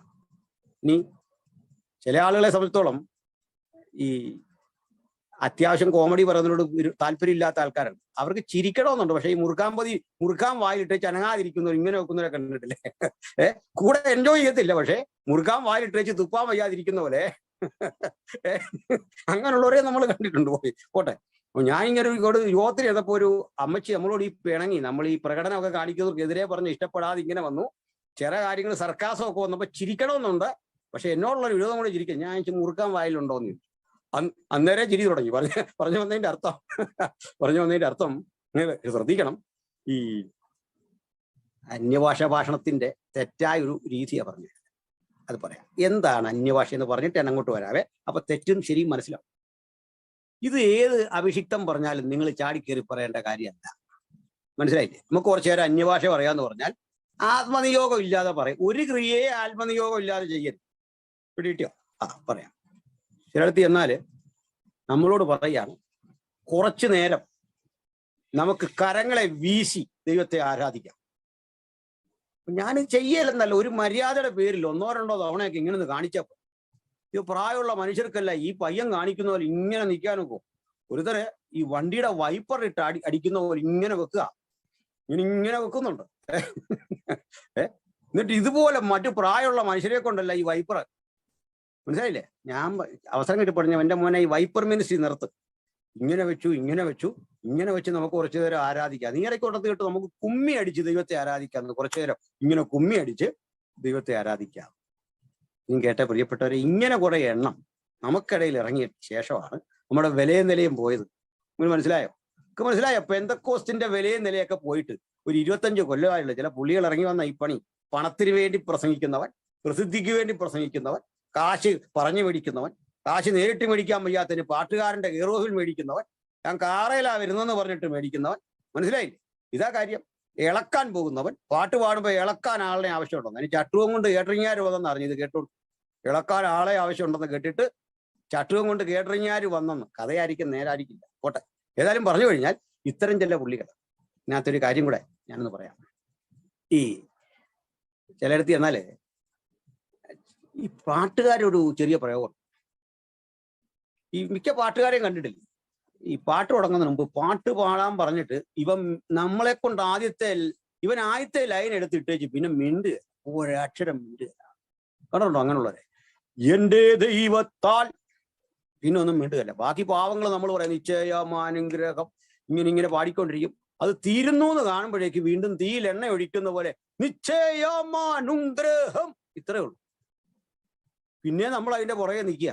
ഇവൻ ആയുഷി പാടുന്നില്ല, ഇവന് ആദ്യത്തെ സാധനം എടുത്തിട്ട് തരും. നമ്മൾ പാടി ഞാൻ അന്നേരം കൊടുത്തു, എൻ്റെ കർത്താവേ രക്ഷിക്കപ്പെട്ടു എന്നൊരു കുറ്റം മാത്രമേ ഞാൻ ചെയ്തു, അതിനാണോ നീ എന്നെ ഈ മഹാപീഠനത്തിൽ കൂടെ കടത്തി വിടുന്നതെന്ന് പലപ്പോഴും ഞാൻ ഓർത്തിട്ടുണ്ട്. പോട്ടെ, അതേതായാലും പോട്ടെ.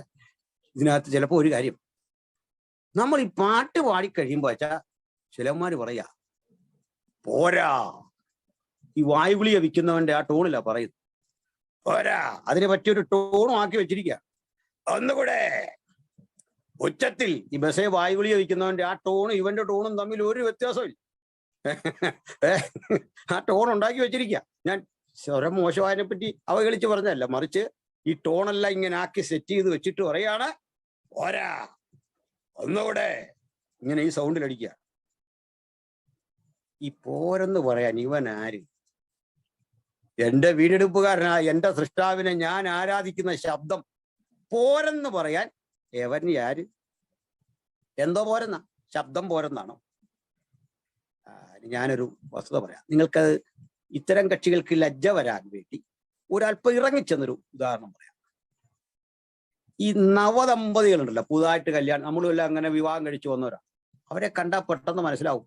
അവർ യാത്ര ചെയ്യുന്നു, ഒരുമിച്ച് പോകുന്നു, അവരുടെ സ്വകാര്യതയിലൂടെ സഞ്ചരിക്കുന്ന കാണുമ്പോൾ ചില ആൾക്കാർക്ക് അതൊരു ബുദ്ധിമുട്ട് പോലെ. മലയാളിക്കല്ല, മറ്റു രാജ്യക്കാരൊന്നും അങ്ങോട്ട് ശ്രദ്ധിക്കുന്നു, മനസ്സിലായില്ലേ? എന്നിട്ട് ഇവരെ നോക്കി പറയാം, ആ അഹങ്കാരി, അവിടെ ഒരു പോക്ക് കണ്ടില്ലേ, മനസ്സിലായില്ലേ? അവര് കൈ പിടിച്ചു, തോൾ കൈയിട്ടു, അവരതിലെ പോട്ടെ, നിങ്ങൾക്ക് എന്താ കുഴപ്പം? അപ്പൊ ഇത് പോകുന്ന കണ്ടിട്ട് വഴിയിൽ നിന്നോട് ഒരുത്തം പറയാ, ഏയ് ഇത് പോരെന്ന്, ഇങ്ങനെ അല്ലെന്ന്.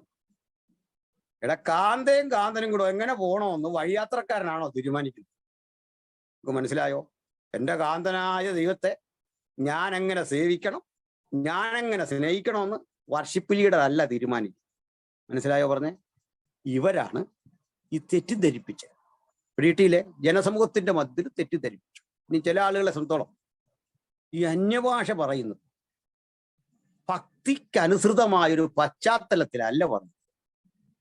എക്സാമ്പിൾ പറഞ്ഞ, ഈ ചില ആളിങ്ങനെ നമ്മൾ യോഗത്തിന് കയറി ചെല്ലുമ്പോൾ ഇങ്ങനെ രക്തമായിട്ട് ആരാധിച്ചുകൊണ്ടിരിക്കുന്നതിനിടയ്ക്ക് നമ്മൾ കയറി ചെല്ലും, ചോദിക്കും, ആഹാ എപ്പോഴാ വന്നത്?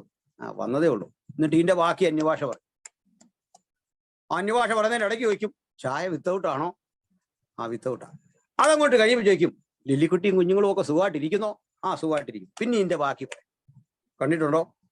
ഇത് കാണുമ്പോ കാണുന്നവൻ തെറ്റിദ്ധരിക്കുക. മനസ്സിലായോ? എന്നെ വിളിച്ച് അകപ്പാടെ കുഴപ്പമായിട്ടിരിക്കാന്നല്ലേ? നമ്മളെങ്ങാണ്ട് ഉണർവ് നടന്ന കാര്യമൊക്കെ പറഞ്ഞൊരു സന്തോഷത്തിനായി ഈ പ്രോഗ്രാം നടത്തിയെന്ന് എനിക്ക് തോന്നും. ഇത് പറയാതിരിക്കാൻ തരയില്ല, ഒരു സെമി ക്ലാസ് കൂടെ ആണ്. ഏതായാലും ദൈവമക്കളെ, ഇവിടെ ഒരു കാര്യം പഠിക്കണം.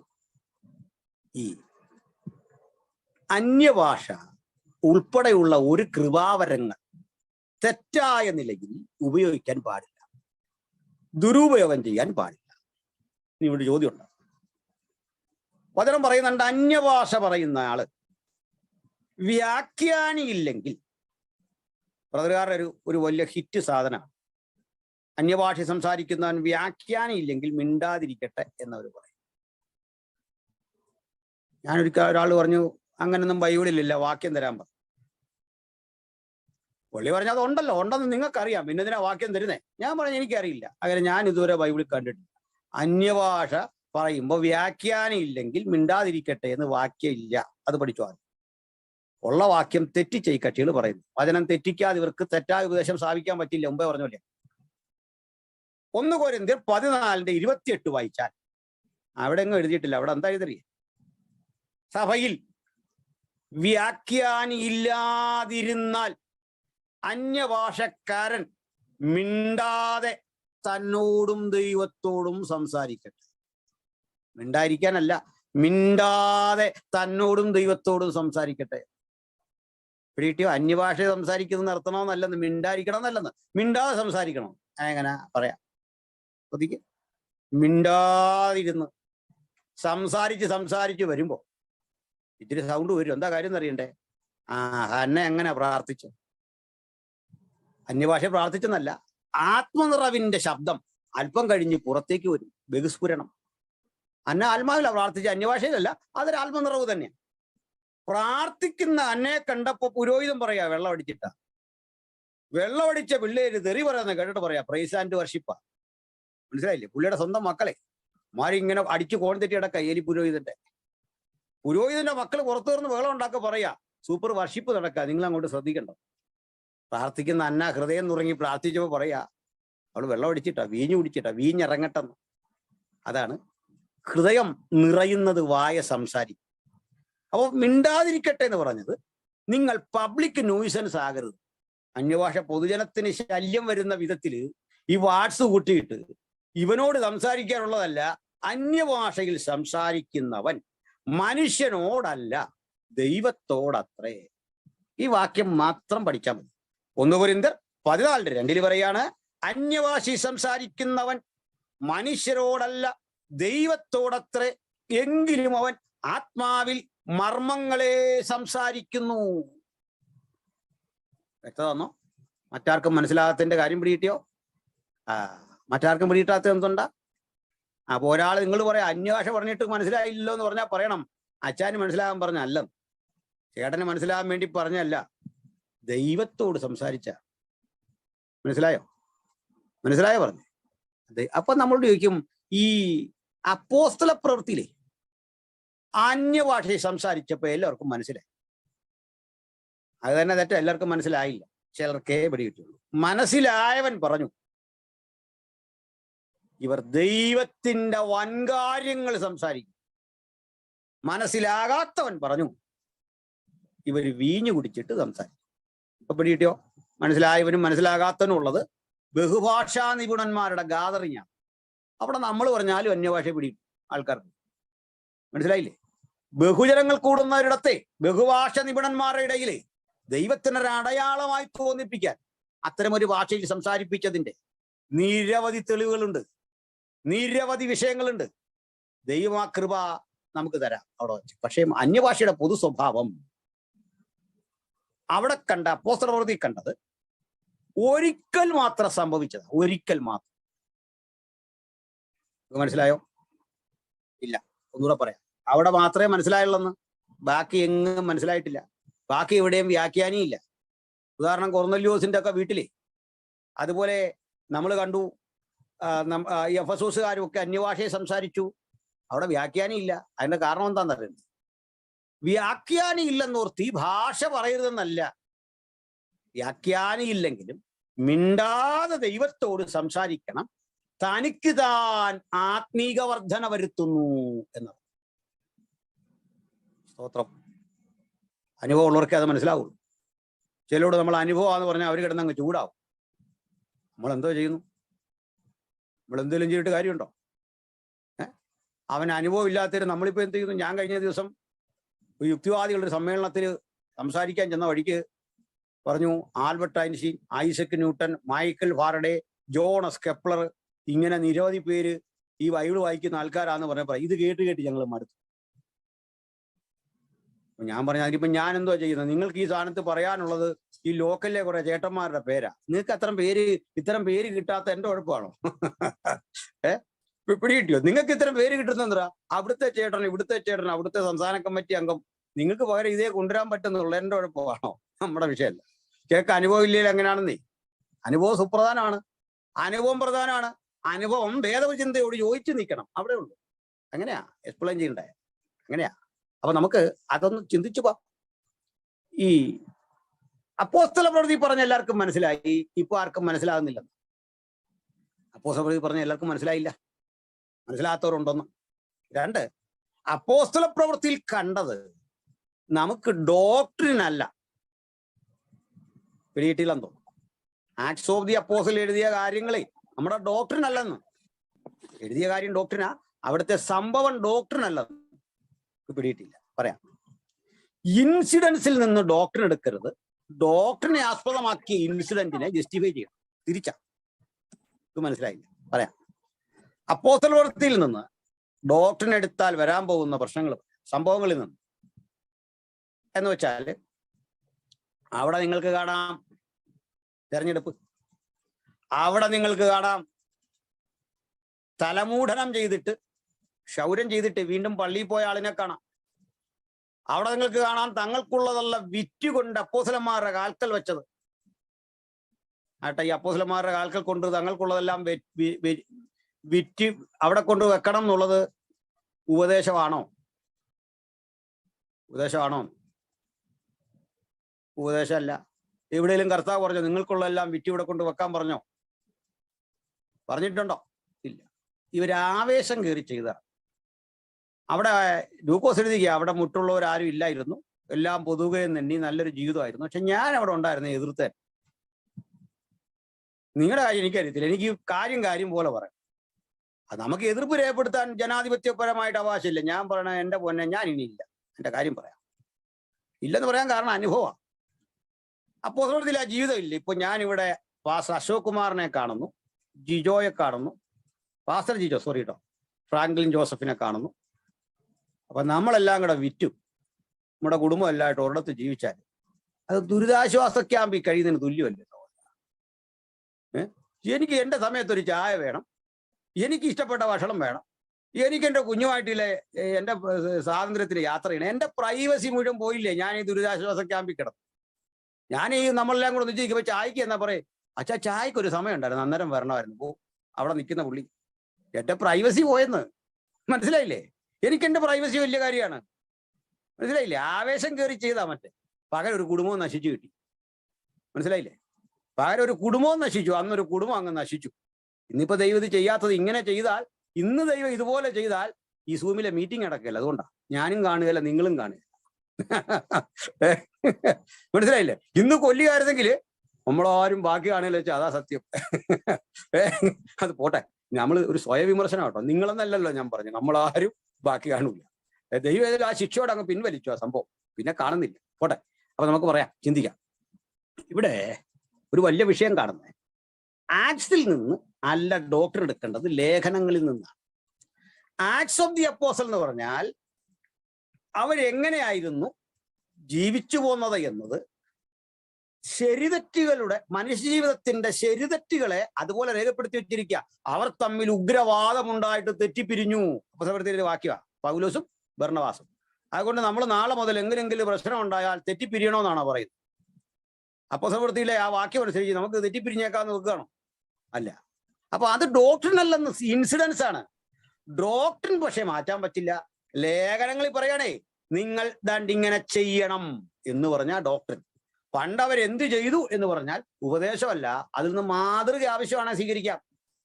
1-ാം നൂറ്റാണ്ടിലെ സഭ എന്ത് ചെയ്തു, അത് എനിക്ക് ഡോക്ട്രിൻ അല്ല, അത് മാതൃകയാണ്. ആവശ്യമാണെങ്കിൽ മാതൃകയാണ്. അതിൽ തള്ളാൻ ചിലതുണ്ട്, തള്ളണം. സ്വീകരിക്കാൻ ചിലതുണ്ട്, സ്വീകരിക്കണം. പിടിയോ? സഭയെന്ന് പറഞ്ഞാൽ തെറ്റുപറ്റാത്തവരുടെ കൂട്ടമല്ല. തെറ്റുപറ്റുന്ന മനുഷ്യൻ, തെറ്റുപറ്റാവുന്ന മനുഷ്യൻ, തെറ്റുപറ്റാത്ത ദൈവത്തെ ആരാധിക്കുന്ന ഇടമാണ് സഭ. അവിടെ തെറ്റുകൾ വരാം, അഭിപ്രായ ഭിന്നതകൾ വരാം. അതിലെ ശരിതെറ്റുകൾ സ്കാൻ ചെയ്തെടുത്ത് തലമുറയ്ക്ക് കൊള്ളാവുന്നതിനെ നമ്മൾ കൊണ്ടുപോകണം. അത് ജീവിത മാതൃക. പക്ഷെ ഉപദേശം എന്ന് പറയുന്നത് അതിൽ കുറെ സംസ്കാരവും കൂടെ ഉണ്ട്. സംസ്കാരം കുറെയുണ്ട്. സംസ്കാരം പോലും കുറെ കഴിയുമ്പോൾ നമ്മൾ പരിഷ്കരിക്കും. അങ്ങനെയെങ്കിൽ പരിഷ്കരിക്കാൻ പാടില്ലാത്തൊരു കാര്യമുണ്ട്, ഉപദേശം. അപ്പോസ്തലപ്രവൃത്തിയിൽ 2-ാം അധ്യായത്തിൽ നിങ്ങൾ കണ്ടത് സഭാപരമായിട്ട് 1-ാം നൂറ്റാണ്ടിൽ സഭ ആരംഭിക്കുന്നതിൻ്റെ അന്ന് ദൈവത്തിന്റെ ഇടപെടലാണ്. ഒരു മഹാശബ്ദം. ഈ മഹാശബ്ദത്തിലാ സഭ ക്ലോസ് ചെയ്യുന്നത്. കർത്താവ് താൻ ഗംഭീരനാദം, പ്രധാന ദൈവത്തിന്റെ ശബ്ദം, ദൈവത്തിന്റെ കാഹളം, ഒരു മഹാശബ്ദത്തിൽ തുടങ്ങി മറ്റൊരു മഹാശബ്ദത്തിൽ ക്ലോസ് ചെയ്യും. അതുകൊണ്ട് ഇനി മുതൽ എപ്പോഴും അഭിഷേകം പ്രാപിക്കേണ്ടി വരുമ്പോൾ നമുക്ക് അപ്പോസ്തലപ്രവൃത്തി 2 പോലെ സംഭവിക്കണം എന്ന് നിർബന്ധമില്ലെന്ന്. കേട്ടോ? ഞാൻ പറയുമ്പോൾ നിങ്ങൾ പിണങ്ങരുത്. ഒരു പുതിയ പാട്ടുണ്ടല്ലോ, കാറ്റ് പോലെ അടിക്കണമേ, തീ പോലെ കത്തിപ്പിടിക്കണേ, പാമ്പ് പോലെ ഇടയണേ. മനസ്സിലായില്ലേ? ഇത് ഡോക്ടറല്ല, സംഭവം ഡോക്ടറിനല്ലെന്ന്. നിങ്ങൾ പാട്ട് പാടിയും കുഴപ്പമൊന്നുമില്ല, പക്ഷെ ഡോക്ടറല്ലെന്ന്. നമുക്ക് വേറൊരു പാട്ടുകൂടെ തിരുത്തി പോകണം പറ്റുവാണെങ്കിൽ. അപ്പോസ്തലർ രാത്രികാലെ ആരാധിച്ചപ്പോൾ ചങ്ങല പൊട്ടി ബന്ധിതരെല്ലാം മോചിതരായല്ലോ. തെറ്റാണ്. ബന്ധിതരെല്ലാം മോചിതരായില്ല. ഒരു തവണയെ സംഭവിച്ചുള്ളൂ, ഒറ്റ തവണ. പിന്നെ ഇതേ കക്ഷികൾ പറയാടേ, ഞാൻ ചങ്ങല ധരിച്ച് സ്ഥാനാപതിയായി സേവിക്കുന്ന കർത്താവിന്റെ സുവിശേഷമെന്ന്. മനസ്സിലായോ? എന്ന് പറഞ്ഞാൽ ഒരിക്കൽ സംഭവിച്ചത് ഡോക്ടറിനല്ലെന്ന്. മനസ്സിലായോ? ഇല്ല, കിട്ടിയോ? അത് ഡോക്ടറിനല്ലെന്ന്. ഇത് പൊളിയുന്ന നമ്മുടെ സഹോദരങ്ങൾ ഛത്തീസ്ഗഡിലും ഒക്കെ ജയിലിൽ കിടക്കാന്നേ, മോചനം തന്നെയല്ല അവിടെ വരാൻ പോകുന്നത്. ദൈവം അവരോട് എന്തെല്ലാം പ്രവർത്തിക്കും നമുക്കറിയാം. പേടിച്ചൊന്നും അങ്ങനെ പോണ്ട. നമ്മൾ ജയിലിൽ കിടക്കേണ്ടി വന്നാലും ഭാഗ്യമെന്നെണ്ണി വേണം ഇന്ന് പോകാൻ ഇവിടുന്ന്. ലീഡ് ചെയ്ത കർത്തൃദാസൻ അതേക്കുറിച്ച് ആമുഖം എന്ന് പറഞ്ഞു. സ്തോത്രം, പ്രൈസലോ. നിങ്ങൾക്ക് തോന്നുന്നുണ്ടോ? എന്റെ സ്നേഹിതൻ പാസ്റ്റർ രാജുപൂക്കാലയുടെ അളിയൻ ആ കർത്തൃദാസൻ ചില നാൾക്കപ്പുറത്ത് വിളിച്ചു. അദ്ദേഹത്തെ 4x4 ജയിലിൽ ഇട്ടു. സൗദി അറേബ്യയിൽ ബൈബിളും കൊണ്ടുവന്നേ. ബൈബിള് കീറിയിട്ട് കത്തിക്കാൻ പറഞ്ഞു. ഈ ജയിലിനുള്ളിലായിട്ടത്. അതിനകത്ത് കിടന്നു. കത്തിക്കയില്ലെന്ന് പറഞ്ഞു. ഒരു രക്ഷയില്ല, കൊന്നേക്കാൻ പറഞ്ഞു. അദ്ദേഹം പറഞ്ഞു, ബ്രദറെ എന്റെ ധൈര്യം ഇപ്പൊ ഇരട്ടിക്കാ, ഇനിയും പോയാലും ഞാൻ സൗദി അറേബ്യയിൽ പോകുന്നു, UK ഇപ്പം. മനസ്സിലായില്ലേ? ഈ ക്രിമിനൽ സീലും ഒക്കെ അടിച്ച പാസ്പോർട്ടും കൊണ്ടേ നമ്മുടെ നാട്ടിലേക്ക് ചാടിച്ചപ്പോ UK പോലുള്ള സ്ഥലത്തേക്ക് ദൈവത്തിന് വിടണം തോന്നിയപ്പോ ഈ പാസ്പോർട്ട് ഉള്ളവനെ വിടാൻ തമ്പുരാന് തോന്നിയാൽ ഒരുത്തനും വഴി തടയാൻ പറ്റിയില്ലെന്ന്. മനസ്സിലായില്ലേ? മഹാപ്രതിഫലമുള്ള ധൈര്യം തള്ളിക്കളയാൻ പാടില്ല. സ്വത്രം ആണ്ട് പ്രാർത്ഥിച്ചോ, കൊടുത്തോട്ടം ജയിലിൽ കിടക്കാൻ പ്രാർത്ഥിച്ചോ, ആവശ്യമാണെങ്കിൽ നിങ്ങൾ കിടക്കാൻ പ്രാർത്ഥിച്ചു. എന്തിനാ പേടി? നമുക്ക് ഇപ്പൊ ഇവനെ നോക്കിയിട്ട് പറയാം, ഈ ജയില് കണ്ടൊന്നും പേടിപ്പിക്കരുത്. തീയിൽ കുരുത്ത ഞങ്ങളെ വെയിൽ കാട്ടി പേടിപ്പിക്കാതെ. ഞങ്ങൾ ആരാണെന്നാ നീ വിചാരിച്ചത്? സാത്താന്റെ മുഖത്ത് നോക്കി പറയണം, ഇരുട്ടിന്റെ ശക്തികളുടെ മുഖത്ത് നോക്കി പറയണം. അങ്ങനെ ഞങ്ങളെ ഈ വിടുതലിന് വേണ്ടി കെഞ്ചി നിൽക്കുന്ന ആളുകളൊന്നുമല്ല. അപ്പോഴും സഭ ശ്രദ്ധയോടെ പ്രാർത്ഥിക്കണം. അത് മറ്റൊരു കാര്യം. ദൈവഗീതത്തിന്റെ വലിയ വഴികൾ അവിടെ രൂപപ്പെടുവാൻ വേണ്ടി പ്രാർത്ഥിക്കണം. സ്തോത്രം. എനിക്ക് രക്തസാക്ഷികളെ കുറിച്ചും ജയിലിൽ കിടക്കുന്നവരെ കുറിച്ചും പ്രസംഗിക്കുമ്പോൾ ഒത്തിരി തീവ്രത വന്നു പോകും. ആ ക്ലാസിന്റെ സ്വഭാവമൊക്കെ മാറിപ്പോകും. ക്ഷമിക്കണം പ്രിയപ്പെട്ടവരെ. പറയട്ടെ, ഇതൊക്കെ കാണുമ്പോൾ അവർക്ക് ഐക്യദാർഢ്യം പ്രഖ്യാപിക്കാൻ നമുക്ക് ഇവിടുന്ന് കഴിയട്ടെ. ആ പ്രിയപ്പെട്ടവർ ഇന്ന് ജയിലിൽ കിടക്കാൻ അനുഭവിക്കുന്ന മഹാഭാഗ്യത്തിൽ നമ്മെ എന്തുകൊണ്ട് കർത്താവ് ചേർത്തില്ല എന്നോർത്താണ് ദുഃഖിക്കേണ്ടത്. സ്തോത്രം, ഹല്ലേലൂയ, പ്രൈസലോ. അപ്പൊ നമ്മൾ തുടങ്ങിയത് ഇതിനകത്തല്ലേ പ്രിയപ്പെട്ടവരെ? നമ്മുടെ ജീവിതം ഇതിനകത്താ. ജയിലിനകവും നമ്മൾ ഹാളാക്കുന്ന ആൾക്കാർ. അത് നിങ്ങൾക്കറിയാം. ഞാൻ ധൈര്യം വരാൻ വേണ്ടി ഒരു കാര്യം പറയും. സ്തോത്രം. ഈ പൗലൂസിനെ പിടിച്ച് ജയിലിലിട്ടതിന്റെ ഒരു കാരണം ഈ സുവിശേഷം പറഞ്ഞതിന്റെ പേരില്ല. കയറുമ്പോഴേ പറഞ്ഞു, നമ്മൾ ഈ ജയിലിലേക്കൊക്കെ ഇന്ത്യയിലേക്ക് ഒരാളെ ഇടുമ്പോൾ ചുമ്മാ പിടിച്ച് കയറിപ്പോന്നും തള്ളിയിടുകയല്ല. അതിങ്ങോട്ട് പിടിച്ചിട്ട് പറയും, താങ്കൾ ഇന്നാരാകുന്ന താങ്കൾ നമ്മുടെ കല്യാണം പോലെ ഇന്ന സമയത്ത് ഇന്ന പോലെയൊക്കെ ചെയ്തു, അതുകൊണ്ട് താങ്കൾ ഇന്ന ശിക്ഷാനിയമം പറയുന്ന ഇന്ന ക്ലോസ് അനുസരിച്ച് ജയിലിനുള്ളിലേക്ക് പോവുകയാണ്. നിങ്ങൾ 5 വർഷത്തെ തടവ് ശിക്ഷ കഴിഞ്ഞ് ഈ രാജ്യത്തിന് കൊള്ളാവുന്ന ഒരു മഹാനായ വ്യക്തിയായി മാന്യനായി പുറത്തിറങ്ങണം. ഈ ശിക്ഷണ കാലം ഏറ്റവും മനോഹരമായി നിങ്ങൾ ഉപയോഗിക്കണം എന്നൊക്കെ പറഞ്ഞാണ് ഈ കയറ്റിവിടുന്നത്. മനസ്സിലായില്ലേ? ഉത്തരവാദിത്തപ്പെട്ട ഉദ്യോഗസ്ഥൻ വന്ന് ഇങ്ങനെ വായിച്ച അകത്തോട്ട് കയറ്റിവിടുന്നു. പൗലോസിനോടും പറഞ്ഞു, നിങ്ങൾ ഈ സുവിശേഷമൊക്കെ നിർത്തണം, ഒരു മനുഷ്യനോട് ഇത് പറയരുത്. ഇങ്ങനെയുള്ള കുറെ കാര്യങ്ങളെല്ലാം അങ്ങോട്ട് വിട്ടു. സ്തോത്രം. ഇതെല്ലാം അങ്ങോട്ട് വിട്ടപ്പോ പൗലോസ് കുറെ ആള് കഴിഞ്ഞിട്ടേ ഈ ലേഖനം ഇടുന്നവരടുത്ത് പറയാ, കൈസറുടെ അരമനയിലുള്ളവരും നിങ്ങൾക്ക് വന്ദനം ചൊല്ലുന്നു. ഇതെങ്ങനെ പറ്റി? മലയാള ഭാഷ പറഞ്ഞ കൈസറെ, നീ ഞങ്ങളെ പിടിച്ച് ജയിലിലിട്ടാൽ നിന്റെ വീട്ടിനകത്ത് കയറി ഞങ്ങൾ ചർച്ച പ്ലാൻ ചെയ്യും. കൈസറുടെ അരമനയിലുള്ളവരും നിങ്ങൾക്ക് വന്ദനം ചൊല്ലുന്നു എന്ന് പറയണമെങ്കിൽ നിന്റെ വീട്ടിനകത്ത് രക്ഷിക്കപ്പെട്ടവനെ ഉളവാക്കാൻ കഴിയുന്നൊരു ദൈവത്തെയാണ് നമ്മൾ സേവിക്കുന്നത്. അതാണ് ഉണർവ്. ഹല്ലേലൂയ. നമ്മൾ ഉണർവിന് വേണ്ടിയൊക്കെ പണ്ടേ പ്രാർത്ഥിച്ചുകൊണ്ടാ നമ്മുടെ പല പ്രിയപ്പെട്ടവരും ജയിലിൽ പോകുന്നേ. കേരളത്തിലെ ജയിലുകളും തുറക്കാൻ പ്രാർത്ഥിക്കും, നമ്മളെല്ലാം അകത്തോട്ട് പോകാൻ പ്രാർത്ഥിക്കുന്നേ. അതാണ് ഉണർവ്. മനസ്സിലായില്ലേ? ഇന്ത്യയിലെ മുഴുവൻ ജയിലുകളും നമ്മളെ കൊണ്ട് നിറയട്ടെ, അവിടെ ആരാധന വെളിപ്പെടട്ടെ. അതാ കാര്യം. ഇവർക്ക് നിറയ്ക്കാൻ പറ്റാത്ത പോലെ നമ്മളെല്ലാം കൊണ്ടുവരാം. നമ്മളേതായാലും ഇവിടെ തിന്ന് സൂചിച്ച് കുറേയൊക്കെ ജീവിക്കല്ലേ. പ്രാർത്ഥിക്കൊന്ന് മാറ്റം വരാൻ. ഉണർവ് അതാണ്. അവിടേക്ക് കുടിപ്പാനുള്ള സന്നദ്ധതയുടെ പേരാ ഉണർവ്. നീ എവിടെ അയച്ചാലും അവിടെ പോകുമെന്നുള്ള ആ സന്നദ്ധതയായിരിക്കണം ആത്മനിറവിന്റെ തെളിവ്. അല്ലാതെ ഒളിച്ചോടുന്നവരല്ല ദൈവത്തിന്റെ മക്കള്, വിട്ടുപോകുന്നവരല്ല ദൈവത്തിന്റെ മക്കള്. അതുകൊണ്ട് ഇത്തരം ഇടങ്ങളിൽ വിടുമ്പോൾ നമ്മൾ തോറ്റുപോവല്ല, നമ്മൾ ജയാളികളായി തീരുകയാണ്, നമ്മൾ കരുത്തന്മാരായി തീരുകയാണ്, നമ്മൾ ശക്തന്മാരായി തീരുകയാണ്. സ്തോത്രം. അപ്പൊ അന്യഭാഷ പറഞ്ഞതേ, ആത്മാവിൽ നിറഞ്ഞതേ എന്തിനാന്നറിയണ്ടേ? ആലയത്തിന്റെ 4 ചുവരുകൾക്കുള്ളിൽ കിടന്ന് എന്തെങ്കിലുമൊക്കെ കാണിക്കാനല്ല. നോർത്ത് ഇന്ത്യയിലൊക്കെയുള്ള സഹോദരന്മാർക്ക് അതിന്റെ കാര്യം അറിയാം. മലയ കേരളീയർക്ക് അത് അത്ര കണ്ട് അറിയില്ല. ആ ഒരു ദുഃഖം ഒന്ന് തിരിച്ചറിഞ്ഞാട്ടെ. ആലയത്തിന്റെ 4 ചുവരിൽ കിടന്ന് ഈ ചാടാനും ബഹളം വെക്കാനുള്ള അല്ലെന്നേ അത് പറയാനുണ്ട്. അതിന് കാരണമുണ്ട്. ഈ വണ്ടി നല്ലപോലെ ഫുൾ ടാങ്ക് ഇന്ധനം നിറച്ചിട്ട് ഈ പെട്രോൾ പമ്പിൽ കിടന്ന് ഓടുന്നവന്റെ കാര്യം നിങ്ങളൊന്ന് ആലോചിച്ച് നോക്കി. അവിടെ ഒരു ശല്യമാണ്. മനസ്സിലായി കഴിഞ്ഞു? നിങ്ങൾക്ക് പിടികിട്ടിയോ? ഫുൾ ടാങ്ക് പെട്രോൾ അടിക്കാൻ പറഞ്ഞിട്ട് പമ്പിൽ കിടന്ന് ഓടുന്ന പോലാന്ന് നമ്മൾ ഈ 4 ചുവരൽക്കുള്ളിൽ കിടന്നോണ്ടേ ഇവിടെ കിടന്ന് ചാടിയിട്ട് പറയാണേ ഭയങ്കര വിടുതലായിരുന്നു ഇന്ന് ആരാധന. നോ, വിടുതൽ ഇവിടെ അല്ല സുഹൃത്തെ. പുറത്ത് കാത്തിരിപ്പുണ്ട് പ്രതിസന്ധി. അവിടെയാണ് കൃപാവരം ജ്വലിപ്പിക്കേണ്ടത്. പുറത്തൊരു കഴിമര ഒഴുങ്ങും. അപ്പോഴാ ഹാമാൻ ദൈവപുരുഷനായിട്ടുള്ള മോർദെഖായി പ്രാർത്ഥിച്ച പവർ വെളിപ്പെടുന്നത് പുറത്തെ കഴിമരത്തിന്റെ മുമ്പിലാണ്. ആ കഴിമരം കണ്ട് പ്രാർത്ഥന അവസാനിപ്പിക്കുന്നവനല്ല, ആ കഴിമരം കാണുമ്പോഴും ഇരട്ടിക്കരുത്തോടെ കർത്താവിനായി നിൽക്കാൻ കഴിയുന്ന കേൾപ്പുള്ള ചിലരെയാണ് ദൈവത്തിന് ആവശ്യമുള്ളത്. ഈ സൂം മീറ്റിംഗിൽ 100-ലധികം പേരെ എനിക്ക് കാണാൻ സാധിക്കുന്നു. ഇതിൽ ചുരുക്കം ചിലരെങ്കിലും ഞാൻ ഈ പറയുന്ന ഈ തിരുവഴുത്തിന്റെ അടിസ്ഥാനത്തിൽ ഒരു തീരുമാനത്തിൽ ഉറച്ചേ പോകാവുള്ളൂ.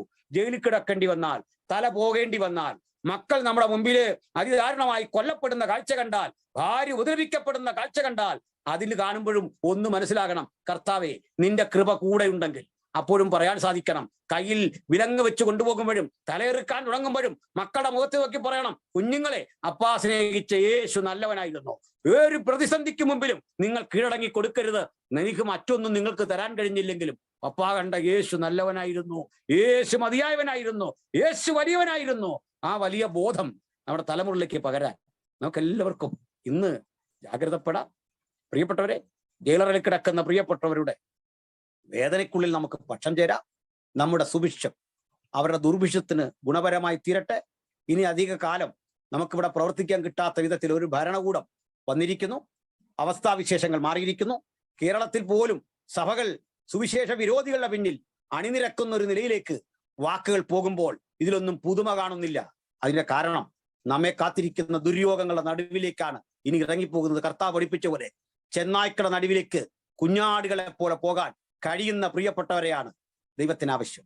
അതിന്റെ അർത്ഥം പരമാവധി നമ്മൾ ചെന്നായിൽ നിന്ന് ഒഴിയുമ്പോഴും ചില ഘട്ടങ്ങളിൽ പെട്ടുപോകുമ്പോൾ ഒരു കാര്യം ഓർക്കണം, നമുക്കും ഒരു കുഞ്ഞാടുണ്ട്, വിജയശ്രീലാടിതനായ കുഞ്ഞാട്. അതാ വെളിപ്പാട് പുസ്തകം പറയുന്നത്. ഞാൻ നോക്കിയപ്പോൾ ഒരു കുഞ്ഞാട് അറുക്കപ്പെട്ടതുപോലെ നിൽക്കുന്നത് ഞാൻ കണ്ടു. അഭിമാനകരമായ നിമിഷം. എന്താ കാര്യം തരീണ്ടേ? ആ കാര്യം ഇത്രേ ഉള്ളൂ പ്രിയപ്പെട്ടവരെ. ചെന്നായുടെ മടയിലേക്ക് പോയ ഒരു കുഞ്ഞാടും തിരിച്ചു വന്ന ചരിത്രമില്ല. ചെന്നായുടെ മടയിൽ പോയ കുഞ്ഞാടിനെ കടിച്ചു കീറുമെങ്കിൽ ഇതാ ഒരുത്തനും കടിച്ചു കീറാൻ കഴിയാത്ത ഒരു കുഞ്ഞാട് ജയാളിയായി നിൽക്കുന്നു. അവനാണ് നമ്മുടെ ആവേശം, അവിടുന്നാണ് നമ്മുടെ കരുത്ത്. ആ തിരുമാർവിൽ ഒഴുകി വരുന്ന പുണ്യാക രക്തത്തിൽ അഭയം പ്രാപിച്ചിട്ട് നമുക്ക് വിളിച്ചു പറയാം, എന്റെ സിരാനരമ്പുകളിൽ പ്രവഹിക്കുന്നത് 33 തിരുവയസ്സിലെ പുണ്യാക രക്തം. ആ രക്തത്തിന്റെ ശക്തിയിൽ അഭയം പ്രാപിച്ച് കർത്താവിന് വേണ്ടി ആത്മാക്കളെ നേടാൻ പുത്തൻ ഉണർവിന്റെ വഴിത്താരയിലൂടെ നമുക്ക് സഞ്ചരിക്കാം. ഈ വചനം കേട്ട എല്ലാവർക്കും കർത്തൃനാമത്തിൽ നന്ദി, വന്ദനം. ദൈവം ഈ വചനങ്ങളാൽ നമ്മളെ അനുഗ്രഹിക്കട്ടെ. ആമേൻ.